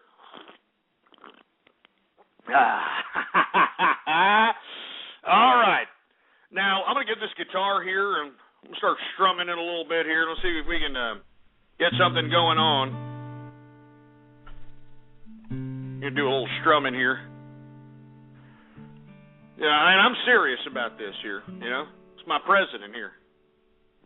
All right, let's get a song going on here. There we go. Yeah. Yeah. Oh yeah. Yeah. Happy birthday, my president. I'm drinking Blue Label every goddamn day. Happy birthday, Mr. President. from making the po, even po, yeah. I'm filthy rich, and I thank you for it. I just bought myself a $2,000 lamp, yeah. Not to mention $10,000 worth of art. Not to mention, I'm thinking about buying a G-Series, baby. Happy birthday, Mr. President. Yeah. I know, Mr. President, that I said that this was Junkyard America. But I have to say that maybe it's Junkyard America for the so-called Poe in America. And maybe the so-called Poe in America are Poe because they want to be Poe. There's nobody holding a gun to their head saying, hey, you're going to be Poe. No, this is not. No, they're Poe because they want to be Poe. And all you're doing, Mr. President, is giving them money so they can be happy being Poe. That's what you're doing, right, Mr. President? You're just giving them a 30% increase on their food card because you want the Poe to be happy being Poe. You know? You want them to be happy. You want them to be fat in the ass. You know, you want them to buy those plasma screen TVs for their Section 8 housing. You know, you want them to get a free cell phone. I get it, Mr. President. Because I don't want those people at my house. I don't want the Poe coming to my house, Mr. President. So I understand what you're doing. And all I got to say is happy birthday, Mr. President. Happy birthday, Obama. Happy birthday, Mr. President. All right? Yeah, let's get a little round of applause here, huh? Yeah! Woo! Anyway, I want to say cheers to Mr. President. Thank you, sir, for making the Poe poor and the rich richer. You know what I'm saying? Thank you very much. I want to get to you. What do you think about this? 646-652-4869 is the number to call. If you disagree or agree with any of the things that I'm saying, well, by God, get up off your fat cottage cheese ass, get to the nearest phone, and give me a goddamn call, for Christ's sake. All right? We're celebrating the president's birthday. All right? We're celebrating the president's birthday, for Christ's sake. Happy birthday, Mr. President. Happy birthday. Area code 253. What do you got to say to our president? Yeah, obviously nothing. Obviously the cat got your fat tongue. How about 321? How about you? What do you got, something to say? Jesus Christ, is this thing on? Is this thing on here? Hello? Jesus Christ, ain't you going to sit there and just tickle your ass crack and count how many dingleberries are intertwined with your anal hair? What the hell are you doing? Jesus Christ. 512, are you on the air? Jesus Christ, what the hell is going on? What is this crap? Am I on the air? Can y'all hear me, for Christ's sake? Hello? Jesus Christ, everybody's just sitting there. 509, you there? And all you assholes that say that I'm racist, hey, it's the truth. You stupid splicing assholes. Stop with those false spliced audio files. That is not me. You stupid asshole. You people are splicing audio files, and you're spreading slanderous lies about me, and believe me, you idiots are going to be sorry. You idiots are going to be very, very sorry when I am taking the necessary precautions to make sure that everyone that is spreading slanderous lies about me are going to have to pay for it with interest. 334, you're on the horn. Okay, I've got 2 points about when you were doing your shout-outs. 2 of them were bronies, Apple Bloom and Derpitalism. Oh, Jesus Christ. So what? All right, so what? You got these little fruity-ass brony idiots who are putting a My Little Pony doll up their anal passage listening to my show. All right? I can't get rid of them, all right? I mean, I wish I had the ability to be able to cut the internet connection off from my audio stream to their computer, but I can't do that, all right? These freaking bronies, they're infesting my show, for Christ's sake. They're infesting the internet. They're infesting the American youth out here. I mean, they're like a bad case of herpes, you know what I'm saying? They just won't go away, for Christ's sake. They won't go away, for Christ's sake. Freaking bronies. Anyway, what was your point, 334? They're worth capital if you think about it. You stupid, dumb fruit bowl. You're a fruity bastard, for Christ's sake. You know, if this idiot wasn't here calling me up saying all this pro-brony crap, he'd be out in a shit stall tapping his toe right now, and you know it, I know it, and everybody in this room knows it's a hooey bullshitting. 626, you're on the horn. Why you racist, noodle? Yeah, bro. Why you racist? Are there two of you or one of you? Yo, dog, it's my nigga, you know me? You don't mess with my nigga. Why you racist, nigga? No, this is a white cracker-ass cracker. Stop trying to act black, all right? You can't. You don't sound black, man. You sound like a cracker-ass cracker because you were raised by NASCAR watching, cheese whiz guzzling, hee-haw viewing pieces of crap. So stop trying to act black. You're not black. Ghost, I heard that you like the hot lube. Yeah, you see, that's exactly what I thought. Here comes the white cracker voice coming right out of you, for Christ's sake, all right? Look, if you're going to call up and act black, well, why don't you sound black? Why don't you sound black? Why don't you be like this, like, hey, what's up, nigga? You know what I'm saying? I'm just chilling like a really baby. You know what I'm saying? Sipping on some 40 ounces up in here, motherfucker talking all this yin-yang, thinking he black and shit. Motherfuckers ain't black. Motherfuckers just sitting there talking all that yin-yang, baby. I be flipping wigs, nigga. You know what I'm saying? I be flipping wigs in the hood. Yeah. Growing up in the hood. All right, or you can, I mean, because that's that smooth black. You know, that's that smooth sounding, you know, I'm going to get you a girl and make her, you know, put a car note in her name for my 79 Cadillacs on Dubs black. Now, this is the black that comes up to you for change on the corner. This is this black, all right? Hey, baby, what's going on, baby? You got some change, baby? Come on, baby. I got my kids to feed, baby. My kids, baby. My kids. You're not understanding, baby. My kids, baby.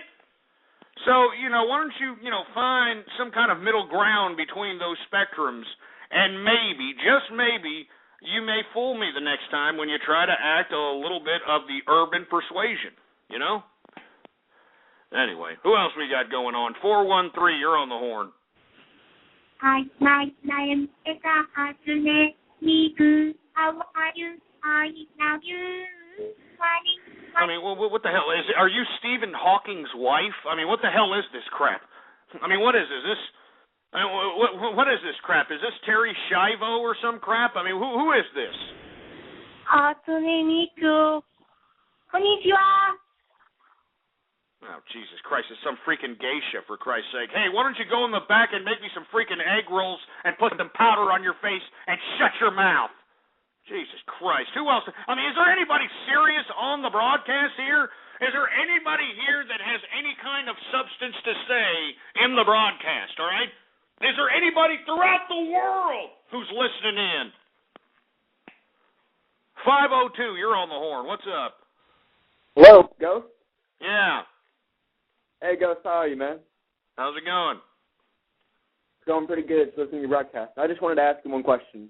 What's up? What do you think of the legalization of gay marriage in New York?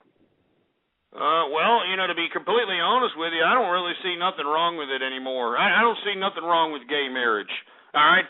As a matter of fact, I mean, if there is actually such thing as a homosexual monogamous relationship, I mean, I am more than happy that gays are going to get together and get married and combine their assets, because that's what it's all about, really. It's not about the whole, what these dumb right-wing Christians are trying to say it is. Oh, you're ruining the sanctity of marriage. I mean, I used to believe that, but, you know, the conservative movement took a piss on everything that I believed in, so if they're going to do that, why the hell should I believe in any of this ridiculous nonsense that they shove down our hole? But, you know, like I said, if there happens to be a homosexual relationship or a lesbian relationship that happens to be monogamous, well, by God, who the hell cares? They want to go out and get married, that's their problem. But, you know, in my personal opinion, I think that this just kind of is a big win for the divorce attorneys. Because in my opinion, I mean, and I'm not trying to be judgmental here, but the homosexual community has a little bit of a promiscuous connotation to it. And, you know, even though you may supposedly be a monogamous homosexual couple, you leave your significant other in the wrong bathroom where, you know, somebody is showing off Alabama black snake. You never know. I mean, you know, that better half of the homosexual relationship may drop trow and, you know, have some infidelity right there, right then. You know, and let me tell you, I'm not just saying that to be, you know, some homophobic person. I'm saying that because, I mean, that's what they portray. That's what the homosexual community portrays to the public. I mean, every time there's a homosexual parade, I mean, what do you see in this parade, huh? People, you know, servicing each other right in the middle of the goddamn street, across the street from an elementary school. You know, I mean, what do you see in the homosexual community? I mean, things like glory holes, you know, things like bathhouses, you know, things like, you know, I hate to say it. I mean, I almost want to puke when I say it, but bleaching assholes. Can you believe this crap? But I kid you not, these homosexuals out here, because they take it in the can too much, you know, because, you know, their anal passage is used as an ejaculator machine, all right? They tend to, you know, have a, you know, pretty bad-looking rose-budded brown anal passage. So this new trend has come into effect in the homosexual community called bleaching assholes, you know? Bleaching assholes, where they actually bleach their hole so it can still look like some pink pumpkin pie or some crap. I have no idea. I don't know. It's disgusting. I know it's sick, but this is real. This is what's happening in your country. This is what's happening in America's pop culture. I'm not just yanking this out of my derriere. This is the truth. This is the truth, for Christ's sake. Jesus Christ. Anyway, who else is on the line here? Who else is on the horn? We're supposed to be talking about our president turning 50 here, and by some chance, some homosexual called up, and now we're talking about bleaching assholes. Jesus Christ, is there anybody else that cares that our president is turning 50 tomorrow? Mr. Yes We Can himself is turning 50. 917, you there? Hey, Ghost. How's it going? It's going pretty good. I just wanted to tell you that bronies are banding together against you because you are a racist against us. Oh, I'm so scared. I'm so scared. Oh, I'm so scared. A bunch of over-feminine males are ganging up against me, for Christ's sake. Hey, bronies, take about 10 steps away from my fucking butt crack with all this anal sniffing that you're trying to do against me here, all right? You stupid brony bastards. I don't care if all you idiots gang up against me in an attempt to try to, I don't know, over-brony my broadcast. But the bottom line is that you people are sick in the head, all right? There's obviously some overproduction of testosterone in your weak little over-feminine bodies. And instead of, you know, maybe going to the doctor and maybe getting some testosterone shots and rectifying this little fruit bowl program, instead you're embracing it and saying, oh, I'm just going to embrace it and be a little My Little Pony follower. I'm going to follow a cartoon that was meant for 8-year-old girls. And I'm going to follow it myself, and I'm going to be so cool, and I'm going to have a whole legion of little fruity-ass little males in the international community via the internet. They're all going to come together, and we're going to be My Little Pony, My Little Pony, My Little Pony. Give me a freaking goddamn break! Jesus Christ. I mean, I'm serious. This is not fake, all right? These freaking bronies, for Christ's sake. Oh, God. Let's take some Skype callers. Hopefully we can get some different, I don't know, some different responses out here, for heaven's sake. Jesus Christ. Anyway, Barry Hill. Are you there, Barry Hill? There we go with we go with Nyan Kitty, huh? A little bit more Nyan Kitty. Mohi3439, you're on the air.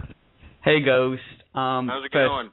It's going good. So, yeah, happy birthday tomorrow to Mr. President, turning 50. That, even with modern medicine, a pretty, big landmark on, I have to say. Also, right. Wait, what was that? I said, all right, go, what else? Yeah. Also, let me think. Oh, yeah, I want to sort of address a point that you bring up. I'm going to preface this with saying I am a person who identifies himself politically as liberal, so, use it as just well, with all due respect, I mean, I think that you need to politically identify yourself with glory hole servers because you sound a little fruity. Engineer, get this idiot off. Get him off, for Christ's sake. Jesus Christ. I really hate when, people call up my broadcast and they beat around the bush. They're like,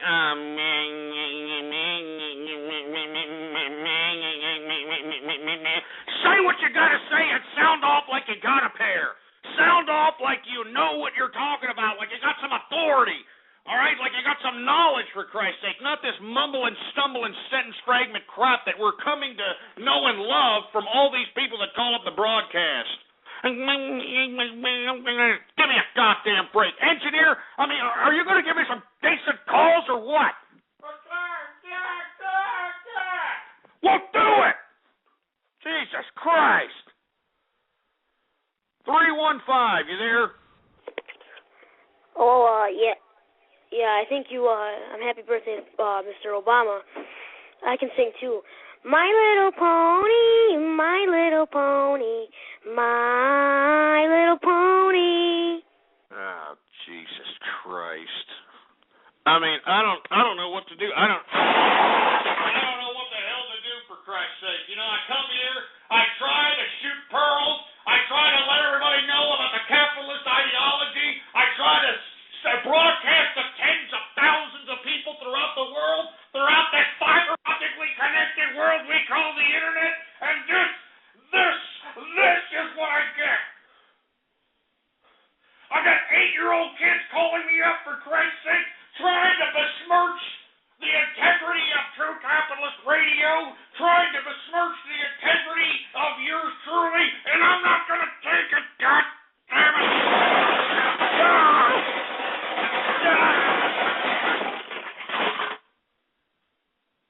Jesus Christ. I'm a capitalist!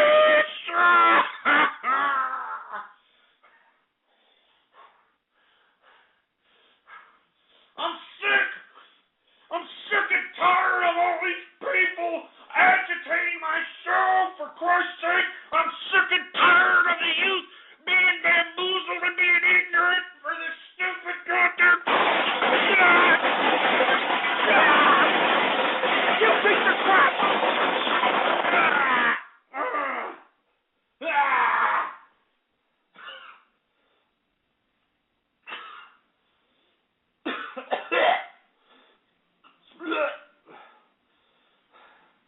I mean, I'm jaded, man. I'm jaded, for Christ's sake. I'm depressed. I'm trying to shoot pearls throughout the international community, trying to make more losers capitalists. That's what I'm trying to do, make more losers capitalists. And this is what I got. This is the kind of crap that I got. This is what I'm getting, for Christ's sake. God damn it. Piece of crap.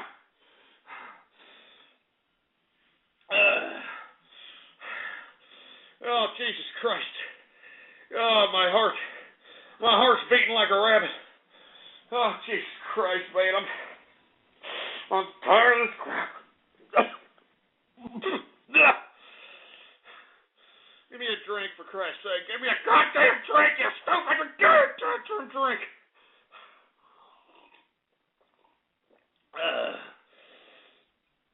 Oh, Jesus Christ. Oh, Jesus Christ.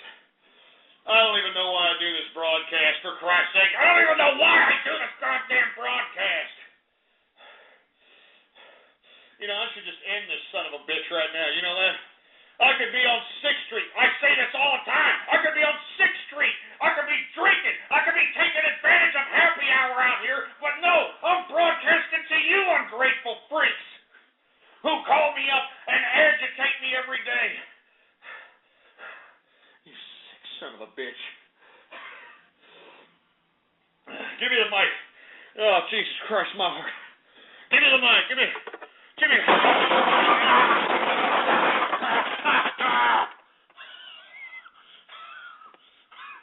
me the mic, for Christ's sake. Jesus Christ. Give me the mic.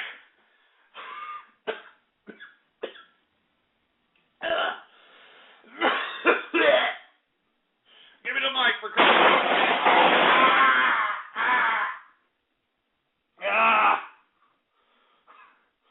Jesus Christ. Give me the mic, for Christ. Give me the mic. Give me the goddamn microphone. Jesus Christ.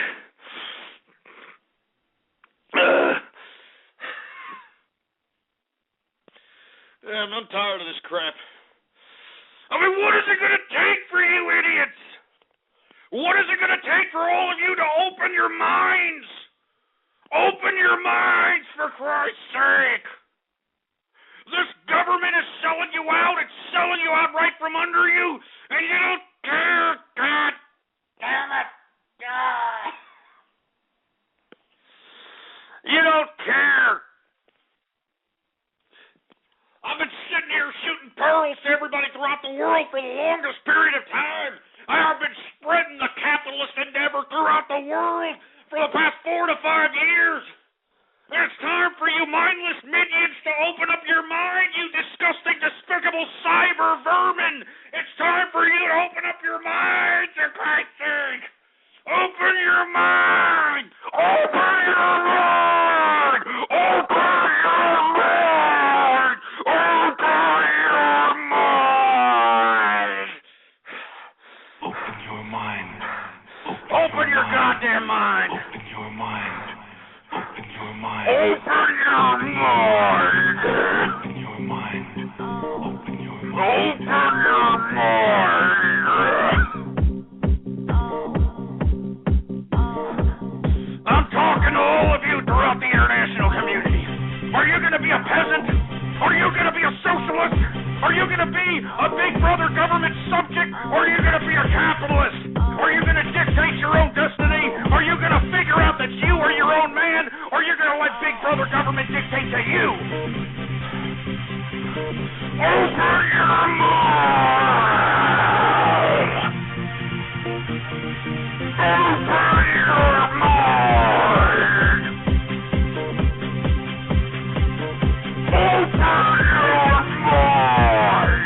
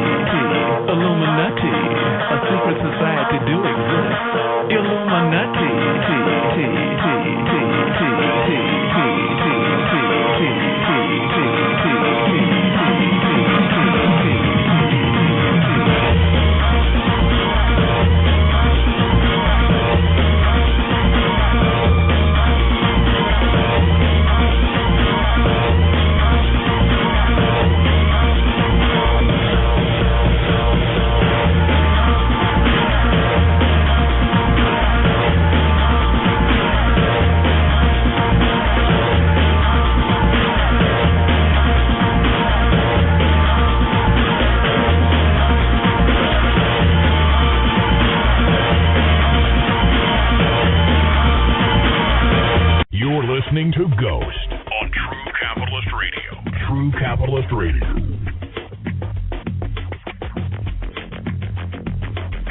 I'm telling you, man, I'm sitting over here shooting pearls to people, telling you people to open your mind, telling you what's up, and this is the kind of thanks I get from you ungrateful trolls, you cyber vermin, you despicable scum of the fiber optically connected world we call the internet, you disgusting antisocial soulless pieces of trash. This is the kind of thank I get, for Christ's sake. I told you it's time for you idiots to open up your minds, for Christ's sake, instead of open up your anal passage so that you can take another meat in the can. Jesus Christ. Anyway, let me go ahead and, is there any Twitter shout-outs to be given there, engineer? All right, I'll tell you what we're going to do. We're going to give shout-outs to anybody who tweets at my Twitter name, for Christ's sake. Here's the Twitter name, Ghost Politics. Tweet at this Twitter name right now and make sure to say some positive things towards that Twitter account, and then I'll give you some props. I'll give you some shout-outs right now, all right? And I'll give you some damn shout-outs right goddamn now, all right? Let's go ahead and see if we got any shout-outs. We got any shout-outs to give there, engineer? We got George Capital. What's going on? We got Toon Faithful. What's going on? We got Nawe Deaths LOL. All right. We got Rumple Foreskin. All right. Who else we got going on? Go ahead and keep tweeting. All right. Drew P. Wiener. Oh, yeah, really funny. Hey, we got Ghost in the Place. What's going on, Ghost in the Place? We got ASDF Nuggets. We got Gascara. What's going on? We got Riley 304 in the place. We got Titty Tickle. All right. We got Anal Tooth Fairy. We got DJ Zodia. We got Mike Hunt Stink. We got I Have Crabs. Who else do we have here? We got Mike. I'm not going to say that, you sorry sacks of crap. Hey, we got Liz Scarlett in the place. We got Chuckle I'm not saying that disgusting, despicable. I'm not saying that crap. We got Apple Boom in the place. We've got Macro Man. Excuse me. We've got I'm not saying that either, you idiots. Scented Markers is telling me I suck. You know what? You swallow, you sorry sack of crap. What do you think about that, huh? What do you think about that? Cosmo CB in the place. We got Gunbagbo in the house. What's going on? We got Robbie 5566. What's going on? We got Princess Bitch in the place. We got Goku. What's going on, Goku? How's it going, man? I hope that you're chilling like an insane villain before the school year starts. We've got Renegade Manzari, all right? We've got Vera Sam in the place. We've got Prof Membrane. Who else do we got giving shout-outs to out here? We got Grandma Logan. Who else we got? We got Spike the Dragon. We got I'm not going to say that sick son of a bitch. Capitalizer 1. What's going on? Who else? We got a lot more people calling up, for Christ's sake. We got a lot more people tweeting up, I should say. Remember, the Twitter name to follow, Ghost Politics. All right? Randall Cillian is saying that socialism above capitalism. Are you kidding me? Socialism above capitalism? Yeah, right. You're probably some loser sipping on some goddamn government cheese whiz, thinking that you're living the greatest life in the world, when in actuality you're nothing more than a waste of human flesh that is turning perfectly good food into shit. And that is your contribution to society, huh? Turning perfectly good food into shit. And as a matter of fact, that's most people's contribution to society throughout the international community. You know, they're just useless eaters. You know, they're depleting the earth of natural resources while contributing absolutely nothing, for Christ's sake. You know? Turning perfectly good food into shit. And the bad part about it is the shit they take actually has more contribution than they do. Because at least shit fertilizes the earth. You know, it grows in new vegetation. It inspires new life. You know, what do they do besides sit there and just shove food down their gullet and shit it out and make no contribution whatsoever? I mean, these people are like parasites. They're like cancer, you know? They're just, you know, raping the earth of natural resources when they're contributing absolutely nothing to human progress. And that's stupid. It's a political romantic idea if you believe that we need to clothe every human being, that we need to feed every human being, that we got to house every human being. That's a political romantic concept that goes against the very fabric of nature. I mean, why don't you go out to the woods and observe nature for a little bit, assholes? Why don't you watch the National Geographic Channel and take a look at nature at its finest? Take a look at every living organism in nature having to kill and eat another living organism in order to sustain itself, in order to continue to survive in this realm. All right, and you're going to tell me that humanity is somehow superseding nature, that somehow we can continue to feed and clothe and house every useless, meaningless human primitive being that's out here, while at the same time continue to sustain the natural resources that are on this earth? Absolutely not. Absolutely not. Jesus Christ. Anyway, let me move on to another subject matter, for Christ's sake. I mean, we've got off keister, you know, got all these idiots calling up, throwing the show into another realm of debate out here. I want to talk about something else. I want to talk about something that affects us all out here, because I know that everybody who's listening to me is on the internet. This is an internet broadcast. But I want to talk about some of these new gizmos, these new little smartphone devices that are actually coming prepackaged with this Android operating system. And for you folks that are unfamiliar with the Android operating system, it's an operating system for these new little smartphone devices that is actually created by Google. The unfortunate part about the Android operating system is the fact that it sucks the chrome off of a 57 Chevy bumper, and there's so many bugs written on this particular piece of operating system crap that even the most ridiculous, absent-minded script kiddie could actually hack your smartphone and start, utilizing your phone for nefarious purposes. Well, speaking of different malware and speaking of different viruses that your particular Android smartphone can catch, there is a new Trojan horse out here hitting all of the Android phones. And if you folks don't know, what I'm speaking of, well, this latest Trojan horse actually infects your smartphone and allows the end user, the individual that actually infected you with a Trojan horse, to be able to not only listen to your conversations, but record them. Yeah, and not to mention that they have full access to anything else. If you happen to check your email, if you happen to check any apps on your Android phone, they can also, look at that. But this new Trojan horse that was programmed, I'm not going to name the programmer, but this new Trojan horse, if you can find it, and if it doesn't have its own virus on it, you can actually infect an Android operating system smartphone and listen and record people's phone calls. I mean, Jesus Christ. I mean, are you kidding me? I mean, I don't want anything to do with Android after this. And what is Google doing? They're just sitting there saying, don't worry about it. The bugs they'll take themselves out. We'll keep putting out service packs and everything will be okay. No, it's not going to be okay, you idiots. All right, I mean, you've got people buying these Android smartphones, doing banking, doing brokerage information, doing all kinds of crap, doing all kinds of personal information over the phone, for Christ's sake, and now you've got Trojan horses that are specifically programmed to hit Android smartphone operating systems so that not only can they get into your little smartphone and all the pictures and all the videos and all that other crap in there, they can actually record your phone calls. They can actually record your goddamn phone calls, for Christ's sake. So, yeah, thanks a lot, Google, all right? Thanks a lot for, just shitting out something out of your codec asses and not just, taking maybe 2 or 3 precautionary steps to figure out if the goddamn thing works. Jesus Christ.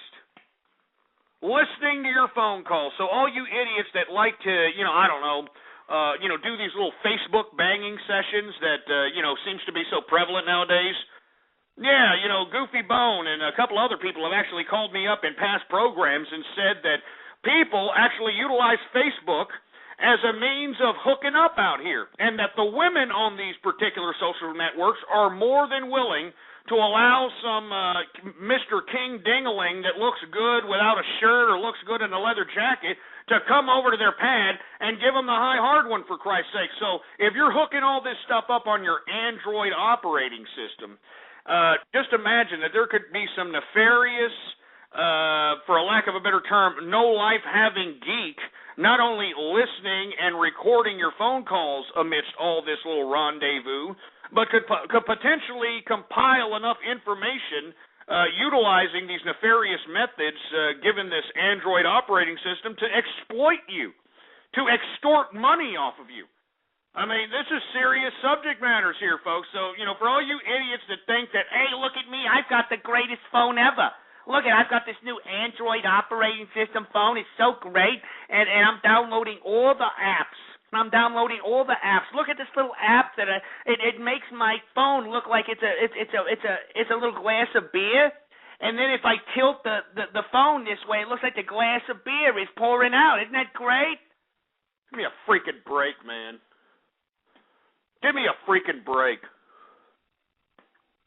Anyway, thanks, Google. I mean, it's not like you had your head shoved any more farther up your ass. This just goes to show you that you don't care about your consumer. All right?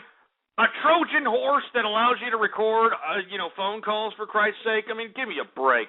What do you all here? What do you all have to say about this? Do you all have an Android phone? Are you all concerned about this ridiculous nonsense? 956, you're on the air. What's up? Hello?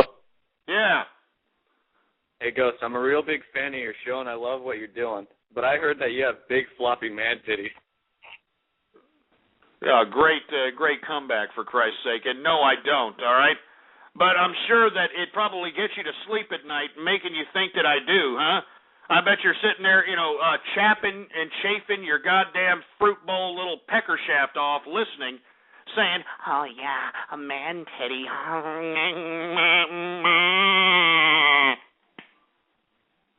509, you're on the horn. What's up? You're taking too long. 706, you're on the horn. What's up? Hello, and again, welcome to the Aperture Science Computer-Aided Enrichment Center. We hope your brief detention in the relaxation vault has been a pleasant one. Your specimen has been processed, and we are now ready to begin the test proper.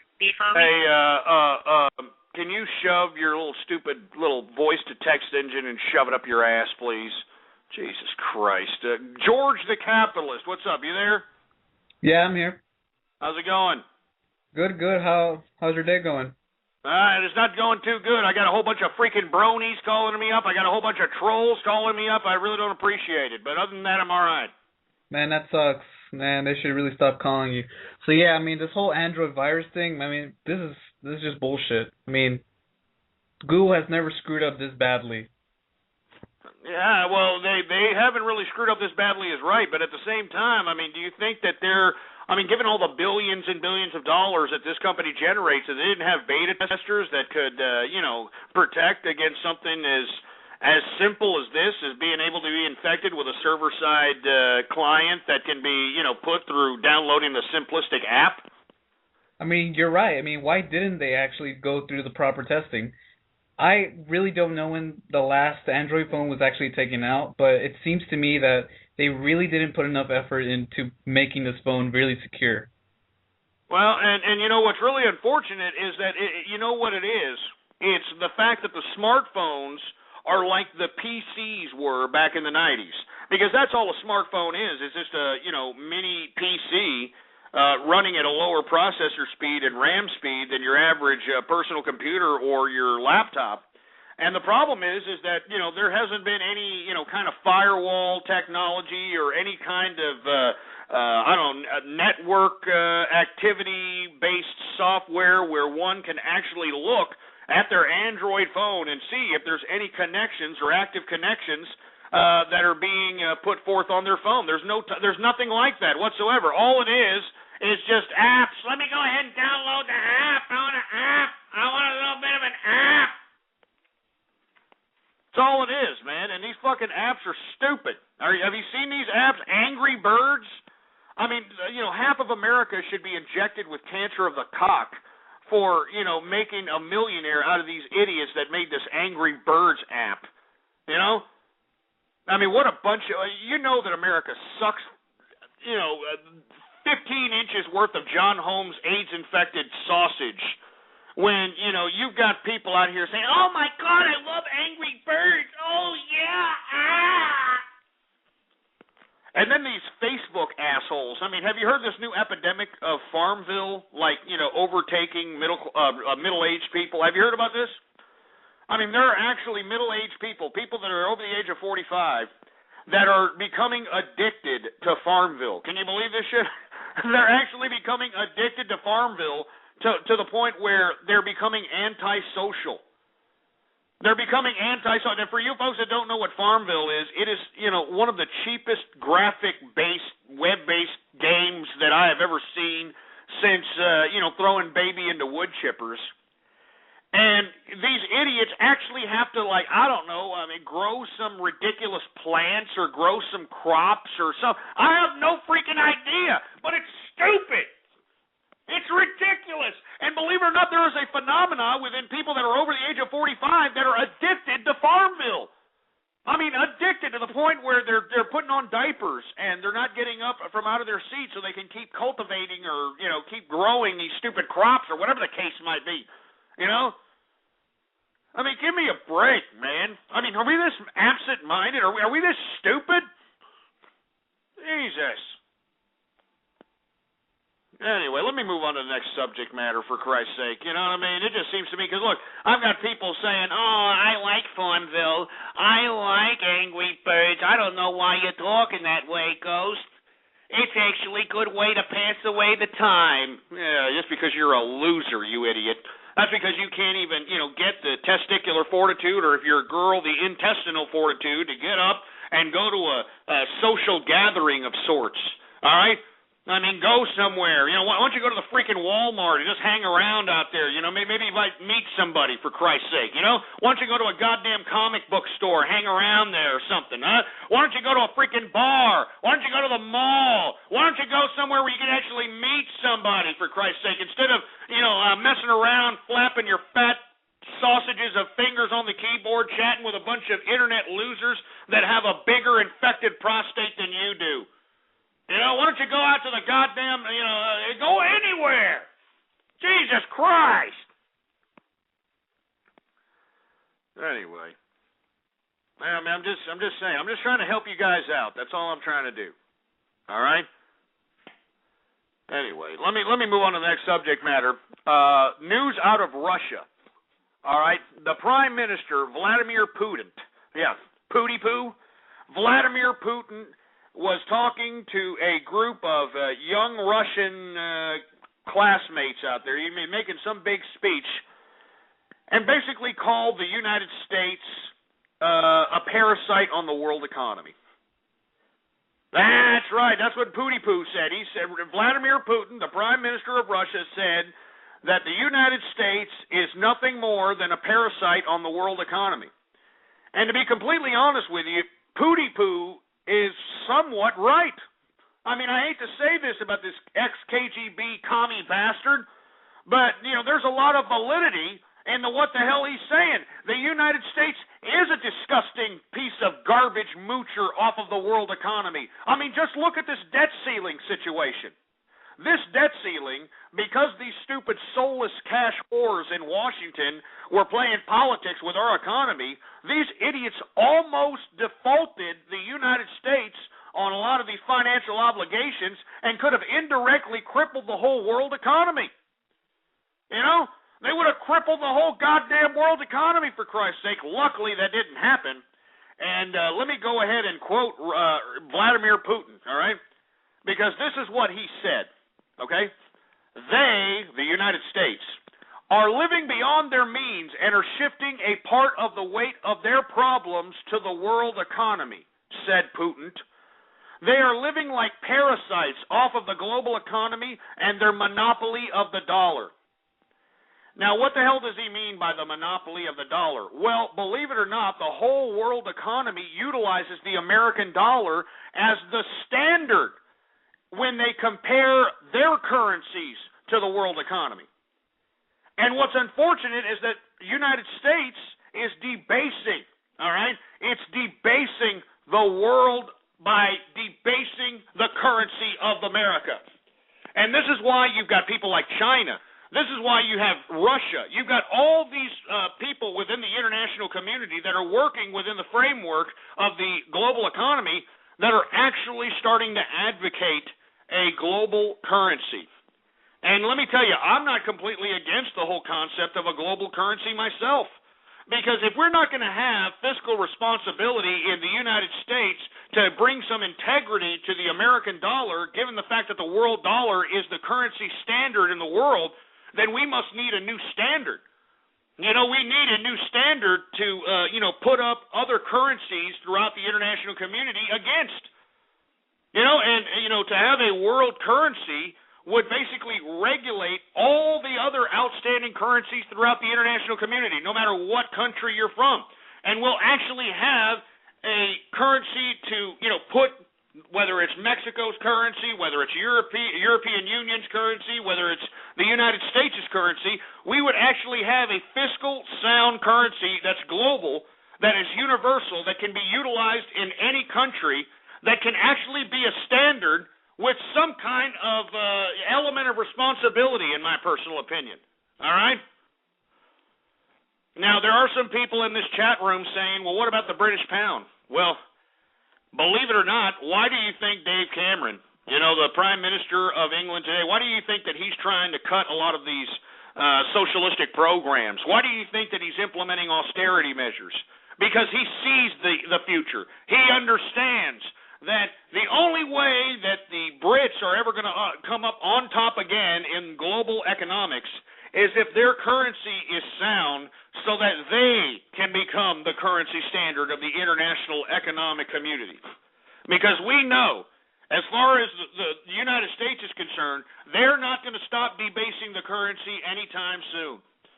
So you've got everybody else in the global community pissed off at America, calling America a bunch of parasites because we refuse to be fiscally responsible and, instill some kind of integrity and value to our currency.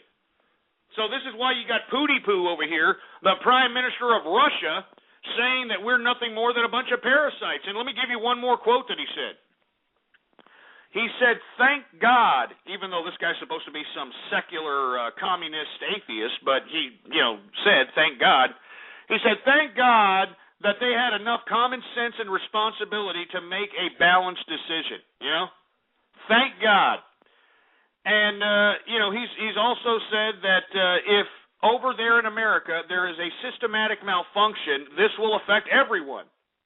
Countries like China and Russia hold a significant part of their reserves in American securities. There should be other reserve currencies. And this is what I'm talking about, folks. This guy right here, amongst a whole bunch of other people that are participating in the global economic system, they want a global currency. And let me tell you, me being a capitalist who is about to probably going to leave the United States because, let's be honest, the United States looks like on a recipe for disaster. But if I'm going to be participating in the global economy, I want a international currency that's going to be sound. So let's say I transfer my wealth from the United States to South America. Let's say I go into Belize or I go into Panama and I transfer my wealth over there. Well, I don't want to necessarily transfer all my United States dollars into, pesos or whatever the currency is down there. If there was a global currency which is universally sound where you can go into any country whatsoever, and this universal currency will be accepted by everybody, I would in turn be able to, exchange my American dollars, my American assets to this global currency and be able to either live in, Panama, South America, Asia, whatever the case might be. So there's a lot of validity to those in the international community calling for a global currency. And in my personal opinion, I think that we need it. I think we need it. 646-652-4869 is the number to call. I want to hear from you. Area code 321, you're on the air. Hello? Yeah. I would just like to say, shout out to Closo and all the bronies on the Funny Junk Pony, Fred. Oh, Jesus Christ. And believe it or not, that was a 30-year-old man, folks. That was a 30-year-old man giving props to bronies. Do you understand what I'm saying? The over-feminization of America here. The absolute pussification of the American male. It's being implemented right now. It's being implemented right now, and, I'm trying everything within my power in hopes of amplifying this, in hopes of stopping this. Anyway, folks, we are in the third and final hour of the True Capitalist Radio broadcast, and of course, I am your host, the man they call Ghost. And once again, folks, I want to thank everybody for tuning in with me. Before we get into anything else, I'd like for everybody to please retweet the damn broadcast, all right? Go to the forums, go to the blogs, go to the social networking sites. Jesus Christ, I'm stumbling over my own tongue here. Spread it around like wildfire. And let everybody know that True Capitalist Radio is in effect and in the house, all right? There's all kinds of little buttons underneath the player right there. Tweet this buttons, Facebook like buttons, share this buttons, use and abuse those buttons. It's just a freaking click, man. It's just a freaking click. So look, if you like what you're listening to, if you appreciate the True Capitalist Radio broadcast, well, by God, use and abuse those buttons. Don't be a milky liquor. Don't be a freaking milky liquor. Jesus Christ. Anyway, hey, engineer, do we got any more shout-outs on Twitter to say, for Christ's sake? All right, we got a couple of them over here. We've got Red Scarebot in the place. We've got the Green Waverin in the place. Flamin' Poop Juggler. All right? Who else we got? We've got Your Mother's Breast. We've got Toon Faithful. We've got Invader Zim 22. We got Buster Hyman. Oh, Jesus Christ, you sick son of a bitch. We got Niagara Roll. What's going on, Niagara Roll? We got Orson Welles in the place. Who else do we got, engineer? We got Anal Tooth Fairy. We got Kisho Katsu. What's going on, Kisho Katsu? We got Spike the Dragon. We got Trolista Molest. Oh, you sick son of a freaking bitch. Are you kidding me? Jesus Christ. We got Ruben McPhoenix. We got Ham Rivals. Who else do we got? Who else do we got on here, for Christ's sake? We got Marcus P. Kelly. We got Navy Husky. All right? Let me see. We're gonna do this different, engineer. We're gonna go ahead and give a shout out to whoever is retweeting the first tweet on the Twitter account. So let's go ahead and switch up. Do you got that, engineer? All right. So if you want shout outs now, go ahead and retweet the first tweet on my Twitter account right now. Let's see. Who do we got? We got Marcus P. Kelly 94. What's going on? We've got Ham Rivals. We've got Dr. Hooves, Chrissy Sharp. We've got Val Fasser, okay? Lobster Potts, Derpitalism, some idiot named I Love Bronies, Drew P. Wiener. We got John Marston. We got Mike Cunt Stink. Ah, you sick son of a bitch. Who the hell else do we got? We got Flamin' Nipple Chops. We got Berserker Ninja. I'm not saying that disgusting, ridiculous racial slur, for Christ's sake. Mohi3439 in the place. Who else we got? I'm not saying that either, you sick son of a... You guys are sick sons of bitches, you know that? You guys are some sick sons of bitches out here. I'm reading these sicko, perverted names, for Christ's sake. You guys are some sick sons of bitches. I'll tell you that right goddamn now. Anyway, we got Capitalized Now in the place. What's going on? We got Mr. Bigglesworth. Rubrica Lou, what's going on? We got Gas Gara in the house. All right, like I said, you want some shout-outs? Retweet the first goddamn tweet on my Twitter account. It's not very hard. It's very easy to do. Ghost Politics is the name. All right, Ghost Politics is the name. Anyway, we got some fruity-ass brony named Flutter Guy 1555. We've got Emperor Derpy. Jesus Christ, what the hell's up with all these freaking bronies, for Christ's sake? I mean, are there that many bronies out there in the international community? Are there that many bronies out there that are fruiting up the place, for Christ's sake? I mean, good God. Jesus Christ. Anyway, that's it. That's enough. That's enough of the goddamn, that's enough of the Twitter shout-outs. This is just getting sick. This is getting sick and perverted. That's what it's getting. Jesus Christ. Where are we at, engineer? Where are we at? We got a couple of things to talk about. The United Nations recently condemned Syria for its terror that it's enforcing upon its people. Once again, I think it's way overdue, the United Nations, you useless international bureaucratic bunch of crap. All right, I mean... Bashar al-Assad, the leader of Syria, this disgusting, despicable, totalitarian tyrant, has been killing his own people since March. All right, the United Nations, this dumbass has been killing his own people since March. And the only reason Bashar al-Assad wants to kill his own people, because his people don't want him in power anymore. They're tired of his bureaucratic, totalitarian ass. All right? And they've been out there peacefully trying to protest against Bashar al-Assad, and this man has utilized his military to kill these people like dogs, for Christ's sake. And you know what? If you happen to be serving on Bashar al-Assad's Syrian military and you refuse to shoot upon the Syrian people, you're executed. Huh? You get executed if you do not shoot the Syrian people if you are a Syrian soldier. You know that? Welcome to... And now the United Nations is finally starting to flex nuts. Oh, now the United Nations is about to start to flex nuts, huh? I mean, people have been dying since March, for Christ's sake, and now all of a sudden the United Nations is finally going to, let its nuts hang and say, yeah, we condemn it. We condemn you, Bashar al-Assad. Give me a freaking break. Death to Bashar al-Assad! Death to Bashar al-Assad! Death! Death to Bashar al-Assad! And you can tell him I said that. You can tell him I said that. 646-652-4869 is the number to call, for Christ's sake. Oh, the United Nations condemns the Syria. It's about time, you milky lickers. You useless international bureaucratic pieces of scum. It's about time.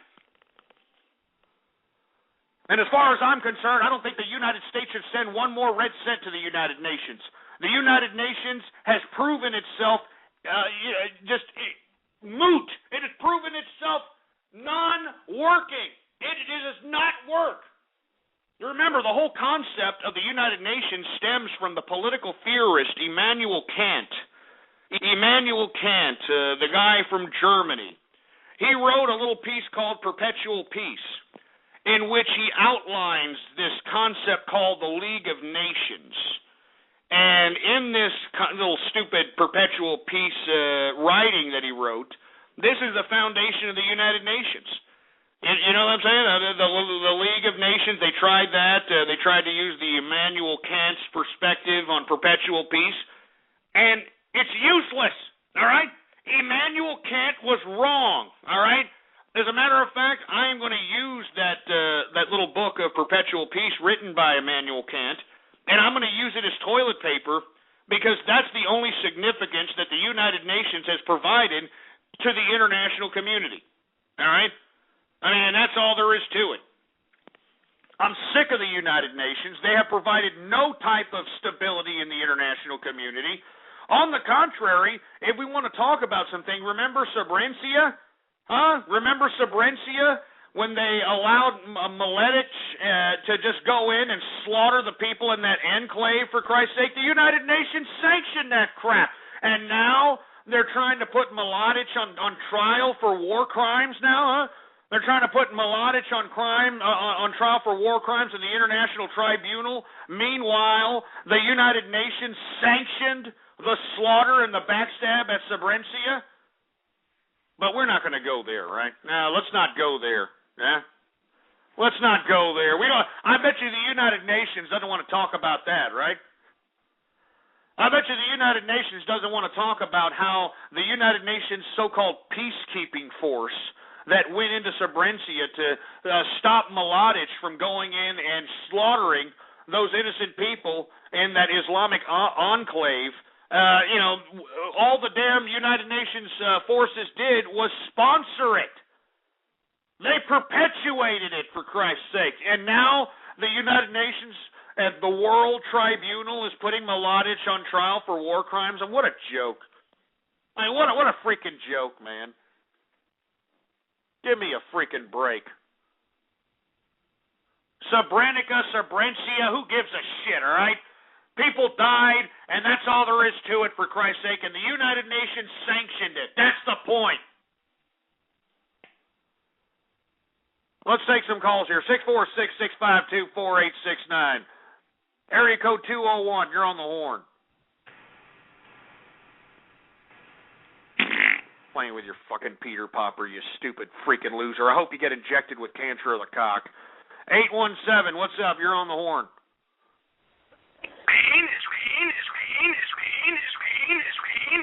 Jesus Christ, I hope you get cancer of the anus. 404, you're on the air. What's up?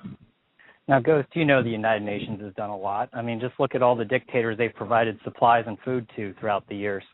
Oh, yeah, are you kidding me? I mean, you don't even have to, it goes without saying. What's going on? This is Billy D. Williams, man. How you doing, man? I'm doing well, Glad to see you back, man.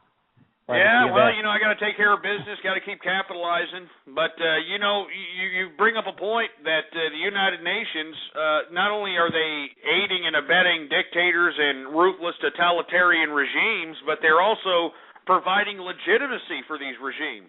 I mean, wasn't Syria put on, or weren't they on some kind of humanitarian board? Same with China, same with a whole bunch of other totalitarian, ruthless regimes that are suppressing their own populations. And you've got the United Nations putting them on, like, humanitarian boards and stuff like that? Right, and one of the ones that also comes to mind for me is Liberia. where they they went over there and they're giving the supplies and food to who they think is the right person to give it to. Meanwhile, this guy's out there actually cannibal. He's a cannibal and killing people and all types of crazy stuff. It's and not to mention, you speak of the United Nations actions in Africa. It came out that the United Nations troops were actually utilizing food as sexual exploitation for the people that were out there in Africa. So that's what the United Nations is good at. They come in, they bring in the food, and they're utilizing food to exploit sexual favors from the people that they're supposed to be saving. Oh, yeah. Thanks a lot, United Nations. Thanks a lot. World peace. Here we come. Right, or it's joined if it's a male, it's joined the dictator's cause and fight in his army, or else you're not going to get shit. But I know. That goes man. without saying. But, hey, you mind if I jump back to the Google phone thing real quick? Yeah, go for it, man. I just think it's going to be, it's messed up, but then I also think it's going to be pretty funny when you start getting all these videos and different things out here on YouTube of all these idiots that are out there. I mean, just imagine, some of these secret videos on people's phones, for Christ's sake. That's going to be funny. Phone sex, and I bet you Anthony Weiner probably had an Android phone. Man, no kidding, man. I mean, did you hear that Anthony Weiner actually has the audacity that he's going to try out for Dancing with the Stars? Can you believe this crap? Oh, well, I could absolutely see it, and I could actually see him going all the way, because all of a sudden, like you said, all the women go, oh, man, he's looking pretty good, and I've seen his cock before. I like that. I don't know. Yeah, and that's the way it is nowadays. I'm telling you, man, that's the way it is.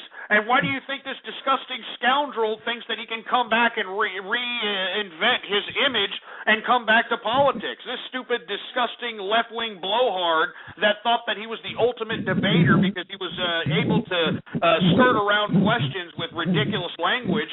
I mean, and this guy actually believes that he can come on to Dancing with the Stars, and these women are going to cream out their pantyhose because they saw his uncut Johnson. Or Cut Johnson. I don't know. I didn't look at it, so I don't know. Yeah, I don't know that it got that in detail, but I think who knows? Maybe he's taking a page out of Brett Favre's playbook. I couldn't tell you. But, yeah, no kidding. Yeah, Brett Favre. That's another idiot, for Christ's sake. This guy's got a dying wife with cancer. She just got cured. She's in remission. This guy's, hey, look at me. I'm Brett Favre going for the long ball, and, taking a picture of his Johnson and sending it to some skankosaurus that goes in there and does interviews while these guys are changing. I mean, give me a break. I mean, what's this new phenomena of guys taking pictures of their cocks? What is it? I mean, are women actually appreciating this? Are they looking at this and going, oh, yeah. I mean, is this it? Yeah, that's not one for...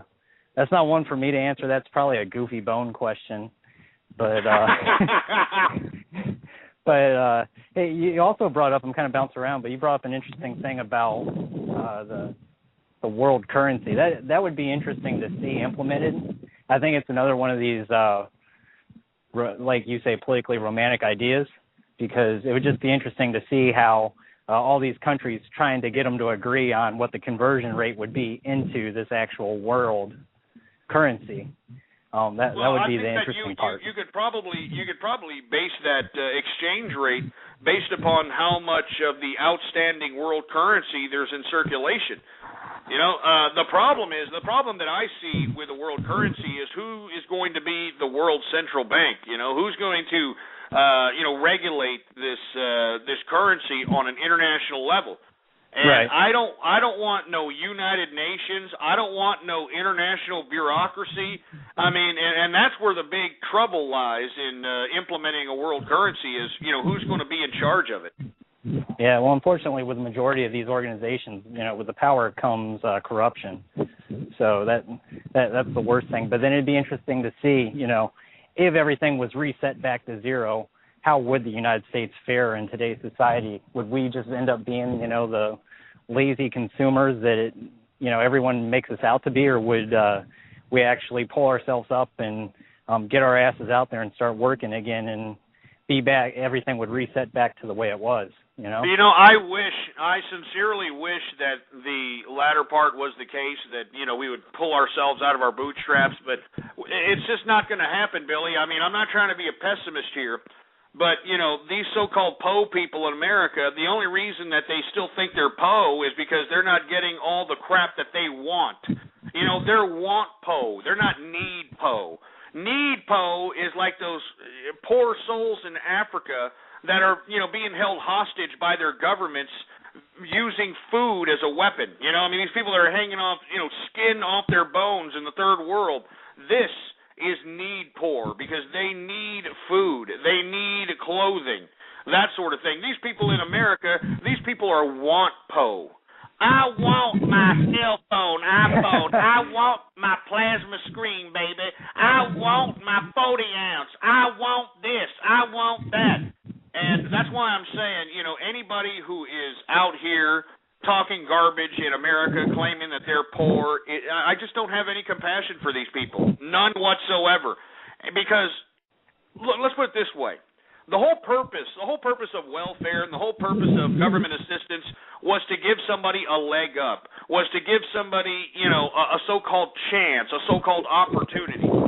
Well, it seems to me the more money that you give to these people, the more complacent that they are, the more easily that they're influenced into just embracing mediocrity and not doing a goddamn thing, man. I mean, there is no progress in welfare. My mother always said, son, don't feed the stray animals. Don't feed strays because they breed. All right? And that's what we're seeing in today's America. We're feeding these loser, poor, demented, imbecilic idiots, and they're breeding.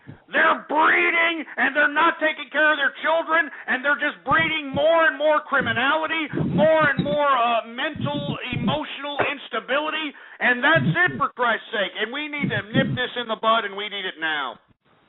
I agree with you.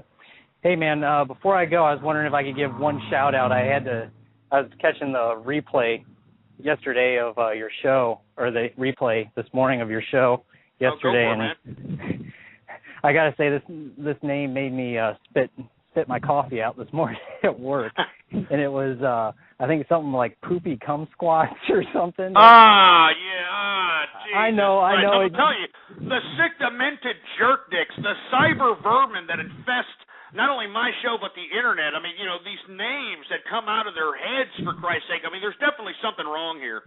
Yeah, but I got to give it to that guy. That was creative and hilarious. I love the shout-outs at the end, man. That stuff cracks me up with some of the creative stuff they come up with. But anyways, great show, man. I don't want to take up any more of your time.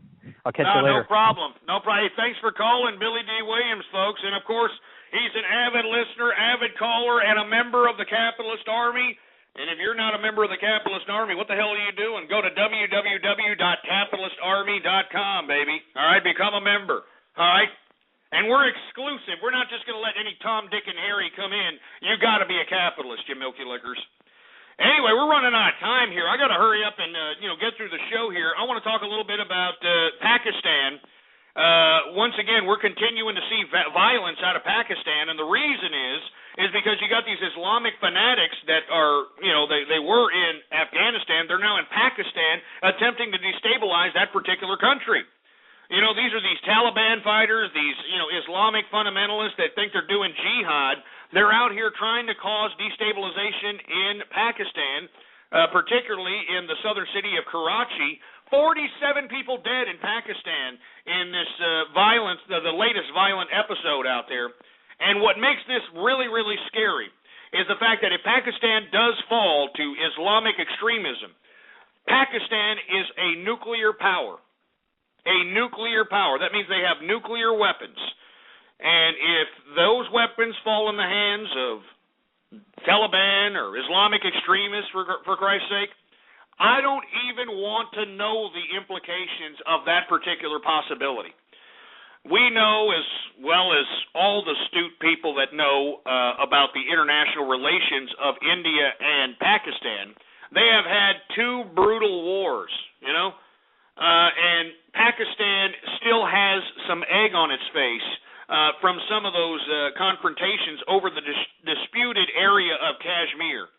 And I say that if Islamic extremists or the Taliban finally take control of Pakistan, the first thing they're going to do is throw a nuclear weapon or some kind of a nuclear explosive device at India and take over the disputed area of Kashmir. The second thing they would do, of course, would be to declare war on Western powers and start utilizing some of these nuclear assets that they would have obtained in this takeover of Pakistan and implement them on targets throughout the international community. Now, this is why I bring this up, because this is not a joke. Pakistan is in very dire straits. They're on the brink of potential revolution if they're not there already. And I think that everybody in the international community should keep an eye on this particular area, because once again, if the Taliban or any of these Islamic extremists get a hold of these nuclear weapons, we're in some serious trouble, you know? Serious freaking trouble. Anyway, Karachi, once again, Pakistan, 47 people dead in uprisings up there. Let me move on to the next subject matter. The next subject matter is to all these idiots that think that they're, you know, so cool with whatever diet that they're on, you know?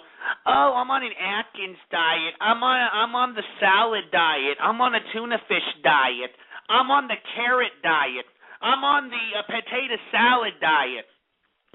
Well, it comes to show that dieting actually kills your brain cells. Can you believe that? Believe it or not, research conducted out of the Albert Einstein College of Medicine in the journal Cell Metabolism, it says that if you happen to be dieting, you are actually enabling your brain cells to begin to start eating one another. You know, can you believe that crap? Your brain cells begin to eat one another if you diet. I mean, can you believe this crap? I mean, you're damned if you do and you're damned if you don't, huh? Now, don't start going out there and eating bean and cheeses at about 10 at a time just yet, all right? Everybody knows that, you know, you can't be some fat jelly ass and expect to have a long, prosperous, healthy life, all right? But then again, you can't be some overbearing, vegan, I'm all-natural, gluten-free, you know, diet extremist either. I mean, you know, even Gwyneth Paltrow, Miss All-Natural Vegan, you know, who tries to keep that, you know, skinny stick figure that she has, because of her dieting and because of her particular ways of consuming her calories, she has developed a bone deterioration disease, and she's developed this disease at a very young age. Now, why do you think that she's, you know, kind of got like a makeshift osteoporosis? The reason is because she's a goddamn vegan, and she's basically starving herself. You know, she's starving herself, so it's no wonder her body is reacting in such a fashion where it's starting to break down. All right, so once again, if you're out there, you know, trying to diet, keep in mind that you are starving yourself and you are doing your body not the best. All right? The source, all right, here, let me give you the source. These idiots, Where's the source? Dieting. Where's the source? I actually read this in the LA Times, so here it is right here. Let me paste this stupid, dumb, idiotic clip of this article here. Here it is right here. There it is. All right? You're actually killing your brain cells. You know, by dieting, you're literally smoking marijuana. That's basically what you're doing, you know? By dieting, it's like smoking Philly blunts on the corner, you know, in some ghetto somewhere. That's basically what dieting is. Can you believe that crap? Huh? I mean, you might as well smoke marijuana, for Christ's sake, man. You might as well sniff gasoline or sniff paint thinner or some crap. I mean, dieting kills brain cells, for heaven's sake, and what the hell is this crap? Once again, here's the source for all you folks who are like, I don't believe it. I don't believe you, man. I don't believe you, man. Anyway, let me move on to another subject matter. I want to talk about slut walks. And the reason I'm talking about this is because this is the epitome of what liberalism and feminism have done to not only American women, but Western women throughout the international community. For you folks that were unaware, at the beginning of the summer, yours truly was a little upset at the fact that we've had these little stupid get-togethers by all these, dirty, disgusting dish rag whores that are congregating and marching all over the country, calling themselves sluts, and they're calling their little organization Slut Walks.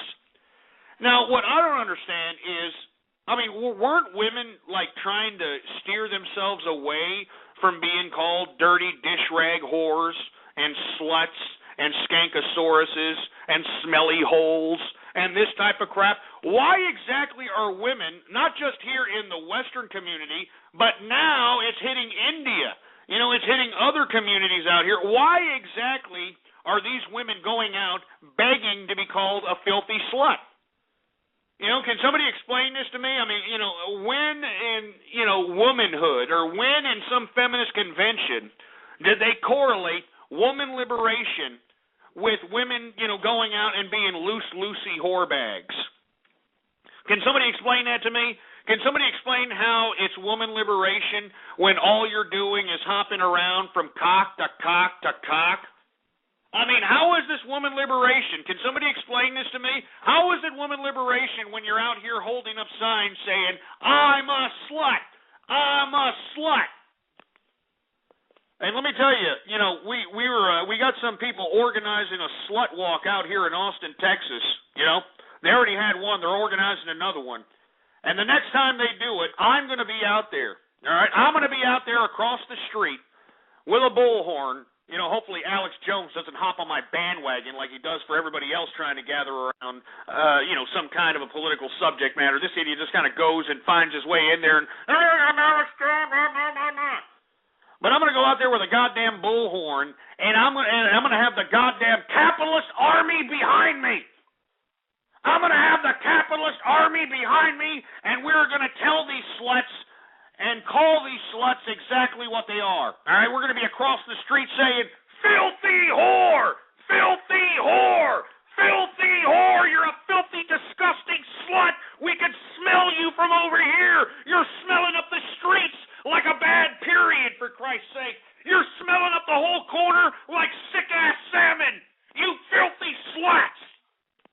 And I'm going to be across the street with the capitalist army behind me, and we are going to be yelling at these filthy sluts and calling them what they are. And if you happen to be a female that doesn't agree with this slutbag perspective, well, by God, it is time for you to start raising up. Because you know who I'm talking about. I'm talking to these women that aren't, they aren't bequeathed these, they're not born with these looks. They're not born with these big knockers and these fat asses and, these big blowjob lips and whatever else is being exploited by slut walks. And as a result, what happens? Women that actually have the mental competence, women that actually have the knowledge, have the ability, are completely overlooked because some bitch in a short skirt shows some, apple ass cheek or something, and she gets the job, even though she's a dumb, ditzy bimbo. That's why I'm calling on women, man. It's time for you to stand up, and you see these filthy sluts, going into the supermarket with shorts crawling up their ass. It's time for some of you females just to call them what they are. Spit on these bitches. Say, you filthy, disgusting whore, this is a supermarket. What the hell are you doing dressed like that? I'll tell you what she's doing dressed like that. She's looking for somebody to pay her grocery bill. That's what she's doing. That's why they go out to the supermarket looking like disgusting, despicable slut bags that basically are for sale. And this is the consequence of feminism, folks, all right? This is the consequence of feminism. Feminism has equated woman liberation for shitting out 8, 9 kids from 8 or 9 different fathers. You understand what that is? Huh? That's feminism. Feminism is octomom. Yeah. Feminism has equated the average Western woman into becoming a subliminal prostitute. You know it, and I know it. And if you don't believe me, why don't you take a look at the music that some of these women, these so-called women pop stars, are singing. They're saying it in their goddamn songs that you're not going to get any piece of poontang unless you buy them some materialistic widget.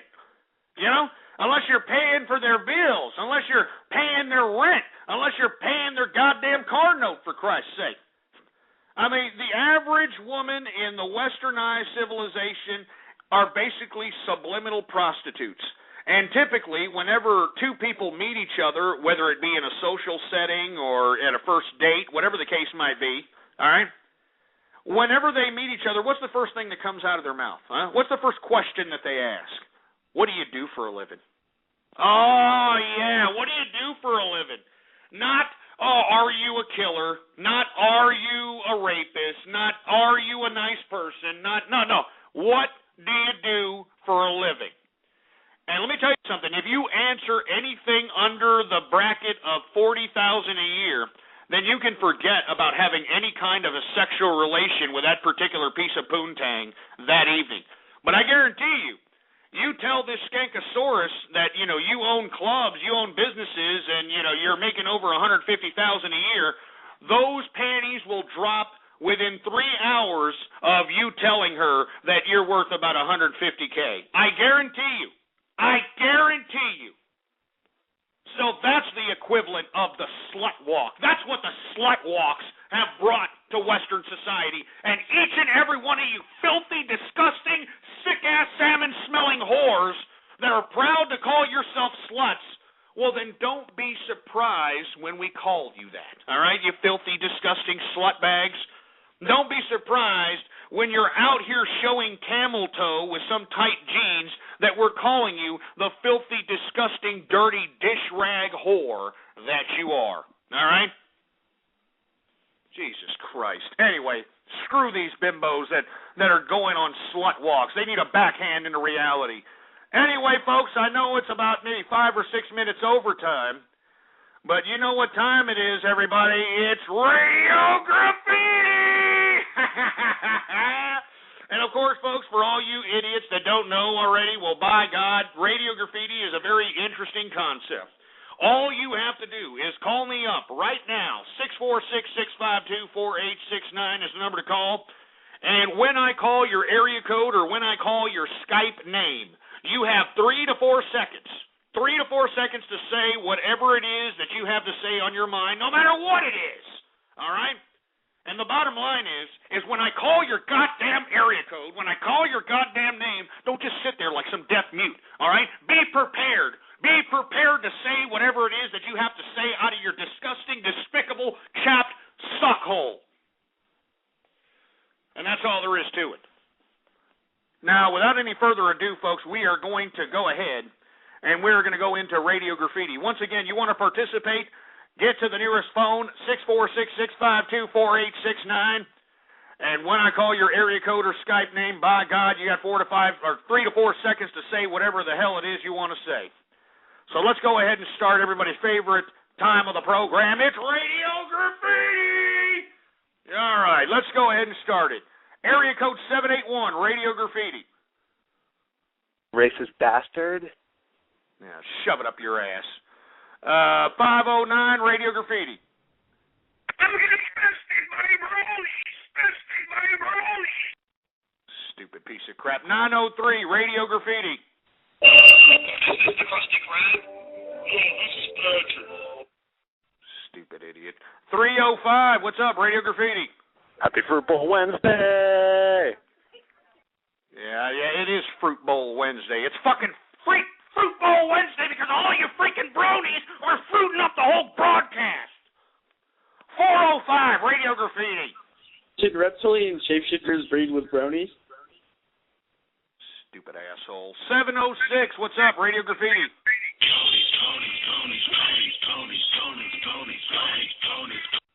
Piece of crap. 780, Radio Graffiti. Winter wrap up, cause that's enough for us. Hey, you sound like a future bull dyke. 111, what's up, Radio Graffiti? You're just playing with your Peter Popper. Mika Kitty, Radio Graffiti.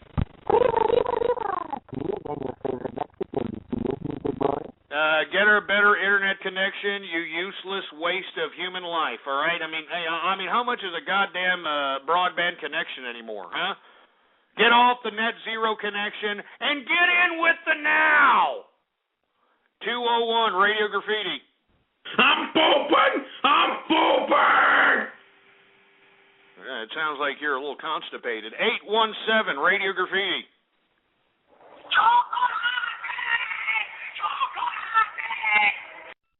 Jesus Christ. 619, Radio Graffiti. Hey, everyone in the chat room, press 1 if you think Ghost is gay. Press 2 if you think this is a Mexican, because guess what? It's everybody's favorite game. It's Guess the Minority! That's right, folks.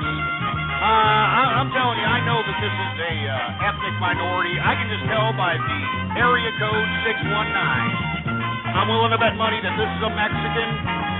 Go ahead and put your guesses on the screen. It's everybody's favorite game. Guess the Minority. So let's go ahead. Hey, 619, go ahead, admit it. You're Mexican, right? Yeah. Yeah, you're Mexican? Yeah. Yeah, you're brown and proud? Yep. So everything that you do you do it for La Raza? Yeah. Yeah, what do you do for La Raza? Yeah. ¿Tú no hablo inglés, pinche puto? Huh? ¿Tú mama la chocho, pinche pendejo? Huh? ¿Tú chupla mi huevo con mi chorizo, pinche puto? Do you get that? No, pendejo. Do you get that? ¿Tú entiendo? ¿Tú entiendo, pinche culero? No entiendo. Tú entiendo, pinche puto. Tu mamá chupa mi asshole. ¿Ah?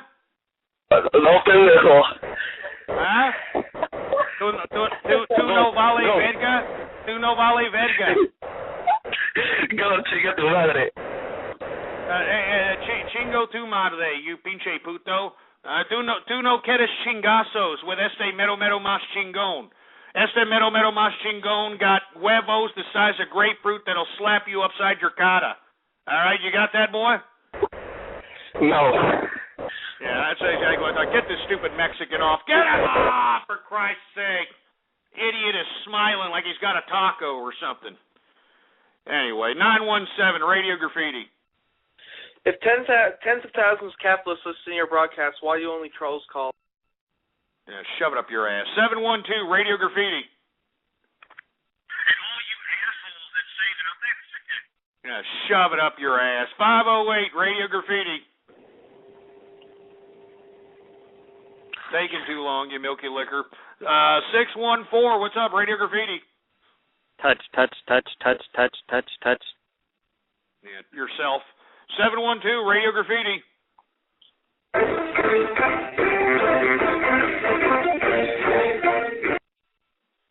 660, Radio Graffiti. Hey, Ghost, who's your favorite pony? Shove it up your ass with all that Brody crap, you stupid fruit bowl. 317, what's up, Radio Graffiti? Don't talk about my fucking country, man. What's your country? You don't even know what your country is, for Christ's sake. 646, Radio Graffiti. Hola, papi. You want to fight? Now, give me a break. You're a Puerto Rican, all right? Let me tell you something. It's bad enough that, Mexicans call up my broadcast, all right? But Puerto Ricans, for Christ's sake, I mean, come on. The bad part about Puerto Ricans is that they don't know how to pick a race, It's like whenever they're around a bunch of black guys, they're like, "Hey, what's up, man? Yeah, what's up, man?" And with the Ebonics jive, they even say the N-word, whenever these Puerto Ricans are around a bunch of black guys. And then when they're around a bunch of Mexicans, they're like, "Orale, Boricua, orale, Boricua, Boricua." I mean, pick a race. That's all I'm saying, Mr. Puerto Ricans and Mrs. Puerto Ricans. Pick a freaking race, all right? You're either going to be Latin or you're black. You can't be both, all right? You can't be freaking both. Stop acting like both of them because it makes you idiots look stupid, all right? I mean, why can't y'all just realize that, you're Puerto Ricans, be proud of Puerto Ricans, and that's all there is to it? Why, whenever there's a bunch of black fools, it's like, Hey, what's up, man? I'm Puerto Riqueño. What's up? Puerto Riqueño aquí. What's up? And you even say the N-word, you say this, you say that. Then when a bunch of Mexicanos comes along, what happens? Oh, Boricua, no te llama Boricua, no te llama Boricua, tarato, Boricua, tomate, tomando, I mean, pick a race, Puerto Ricans. That's all I'm saying. Just pick a freaking race. That's all I'm saying. All right? Jesus Christ. 423, Radio Graffiti. Racist. You piece of shit. 540, Radio Graffiti. I'm not going to listen to any more of you dumbasses that are splicing my voice with ridiculous banter that is untrue, that is slanderous lies. You idiots, you stop it! 513, Radio Goddamn Graffiti. Ghost, you cheated on Ghost, you fucking pony slut. That made no sense. 708, Radio Graffiti. Texas is gay, bronies rule. Yeah, Jesus Christ, you sound like you're choking on some sausage. Nodis, Radio Graffiti.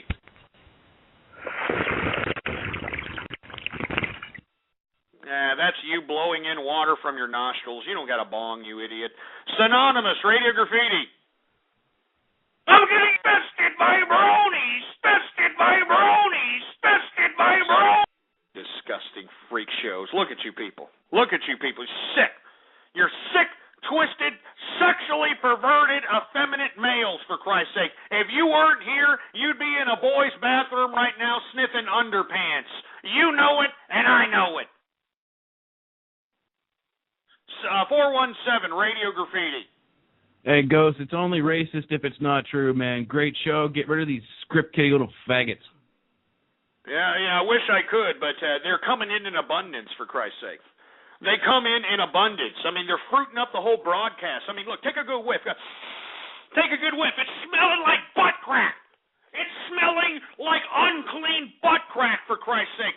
Dingleberry-ridden butt crack, because these idiots are fruiting up the place. They're fruiting up the whole goddamn place, for Christ's sake. Jesus Christ. Matt 12, Radio Graffiti. There's some dirt in there, honey. Why don't you get into that? Come on, go to race. Shove it up your ass, because that's a fruity song. Stupid milky liquor. So, we already called on 417. What's going on? 720, Radio Graffiti. Hey, don't forget the KKK meeting tonight.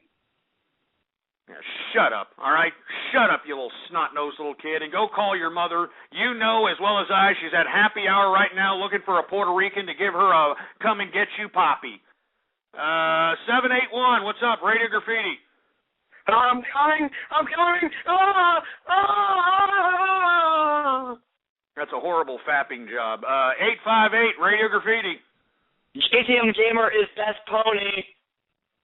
Nobody gives a crap about your favorite pony, okay? I know that you are rimming yourself with the head of a My Little Pony doll, but we don't give a crap! 502, Radio Graffiti.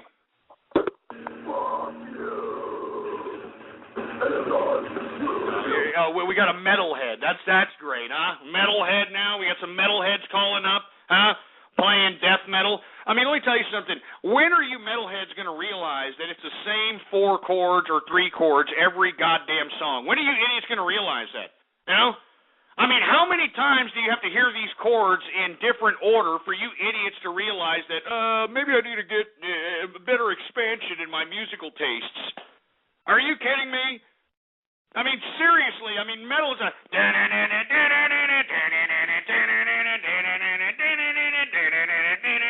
Satan is good. Satan is my pal. Satan is... That's all it is, for Christ's sake. All right? Metal died with Dimebag Darrell. All right? Because Dimebag Darrell was the only metal guitarist that actually played riffs. Not chords, not stupid power chords. Riffs, man. All right? And that's what's unfortunate about metal. You know, some idiot gets a goddamn piece of shit guitar for Christmas. All he's got to do is learn how to play 3 or 4 power chords, and these idiots are starting a band, for Christ's sake. 720, what's up, Radio Graffiti?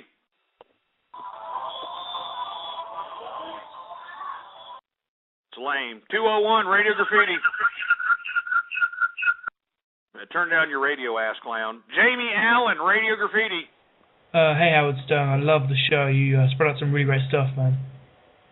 Thanks a lot, man. Appreciate it. Ginster, Radio Graffiti.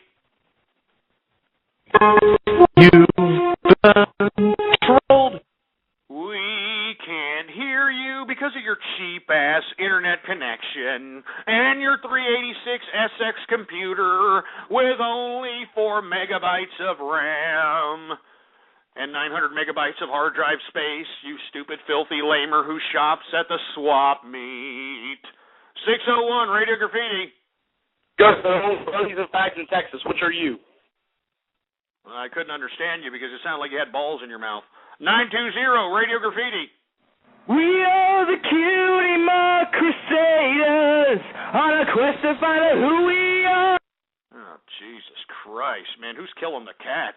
903, Radio Graffiti.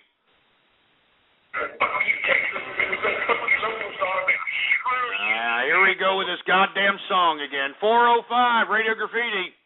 Can you bleach my asshole? Yeah, you sick son of a bitch. You see, I shouldn't have even brought asshole bleaching up because now I'm getting all these fruit balls getting ideas, for Christ's sake. Do you hear this crap? Huh? I mean, I'm sure they're looking at their anal passages, through a double-way mirror, and they were like, yeah, it does look rather shitty, doesn't it, huh? It does look rather dingleberry-ridden. It does look kind of rosebuddy, Maybe I should, splash some bleach on it and, maybe make it look like pumpkin pie again, huh? Sick freaks. Who else we got? We got Hyperstick, Radio Graffiti. Guess what, asshole? Jesus Christ, no wonder you had to have some kind of a WAV file there next to you. Did you hear your voice? Huh? Did you hear your voice? Look, asshole. I want to see your toolbox. Jesus Christ, man. I'm going to take a couple of more, and then I'm getting out of here because, this is just too fruity. Too fruity. Fruitier than a box of Fruit Loops. It's horrible. 512, Radio Graffiti. Ghosted the Lizard in W Shield Equestrian Slack Pony Champ. Yeah, shut up.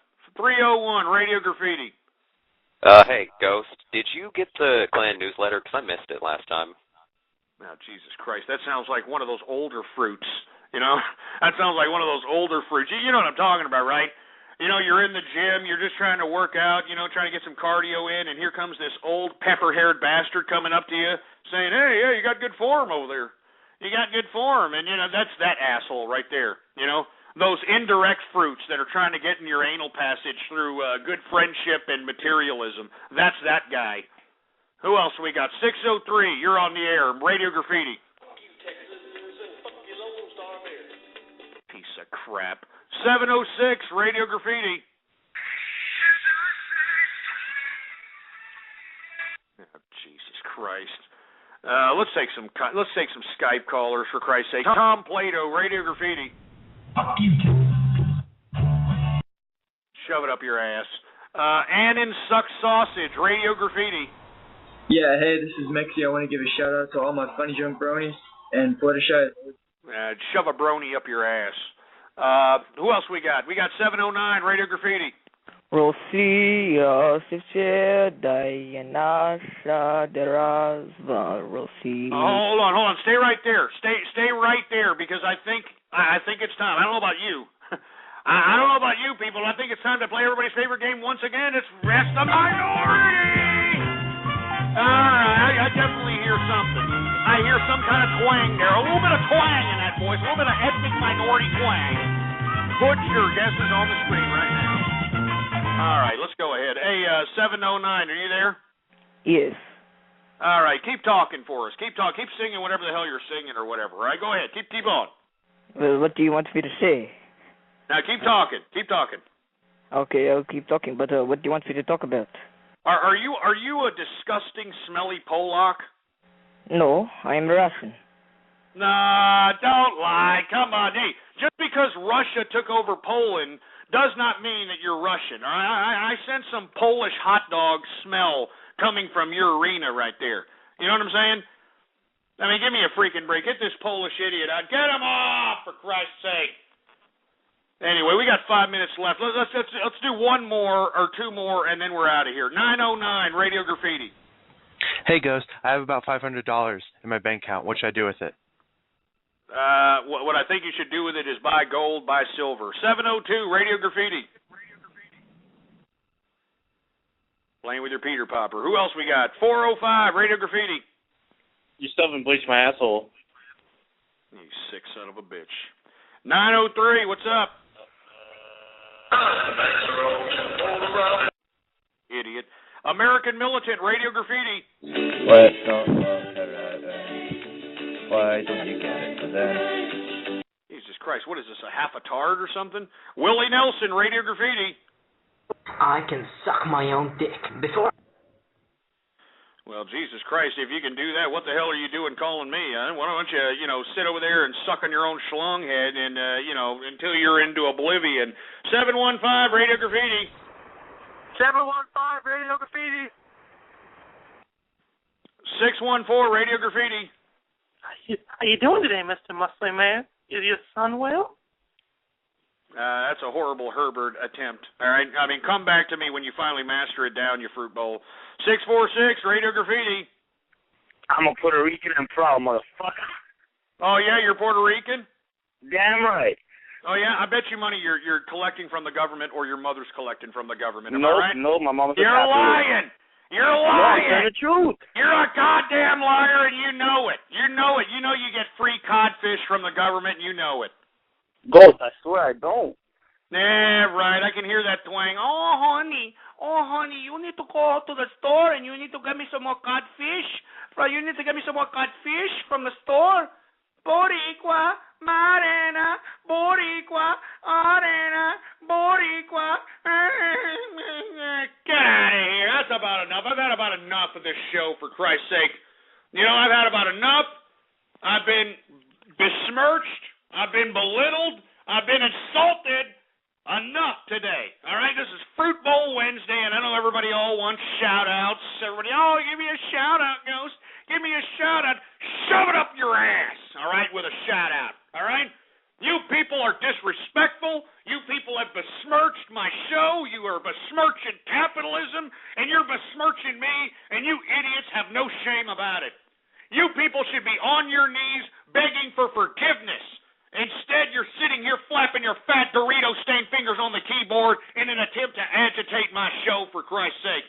You people shouldn't even be graced with the personality presence of Ghost through this fiber-optically connected world we call the Internet. And one more thing. If you happen to be listening to me and you're actually got me on speakers, you better hope that your girlfriend, your wife, your mammy, or your sister, or any female that's within the vicinity doesn't listen to this broadcast.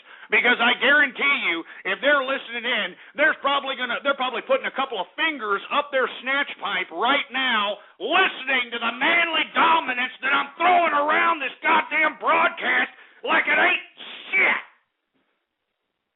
So you better be careful if you're going to sit there listening to the True Capitalist radio broadcast and listening to it over the speakers and having your girlfriend or having your mammy or having your sister around, for Christ's sake, because I guarantee it, these broads are going to search for their nearest, couple of, little pocket rockets, and they're going to put it in each and every orifice, listening to Ghost assert not only unbelievable, unfathomable personality and intellect, but manly dominance.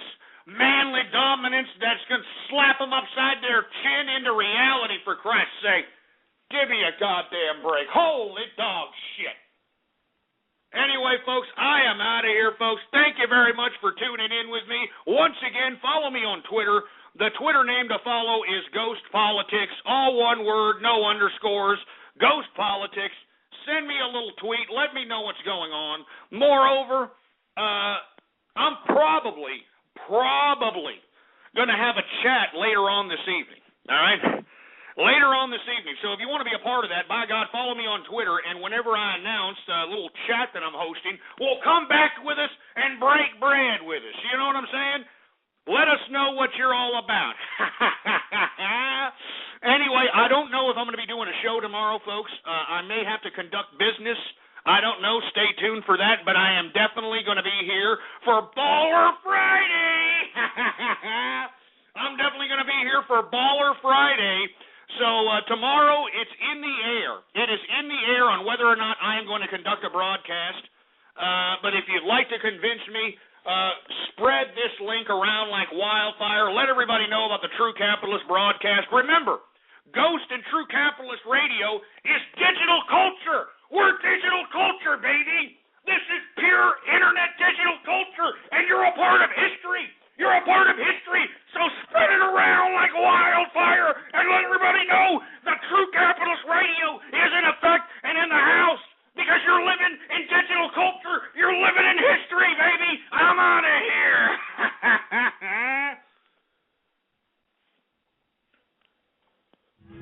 You've been listening to True Capitalist Radio. The thoughts, views, ideas, comments, and opinions of the host of this show are absolutely his. Catch more live episodes Monday through Friday from 3:30 to 6:30 Central. Or check out archive shows at blogtalkradio.com. True Capitalist Radio. That's it. That isn't just the sound of the 2016 Mercedes-Benz C-Class high-strength steel and aluminum frame being formed. It's the sound of conviction. Conviction that created a lighter, quicker, and more efficient C-Class, whose beautiful form commands attention, while its more powerful, fuel-efficient engine demands to be driven. This is what conviction sounds like. Now, discover what it feels like in a 2016 Mercedes-Benz C-Class.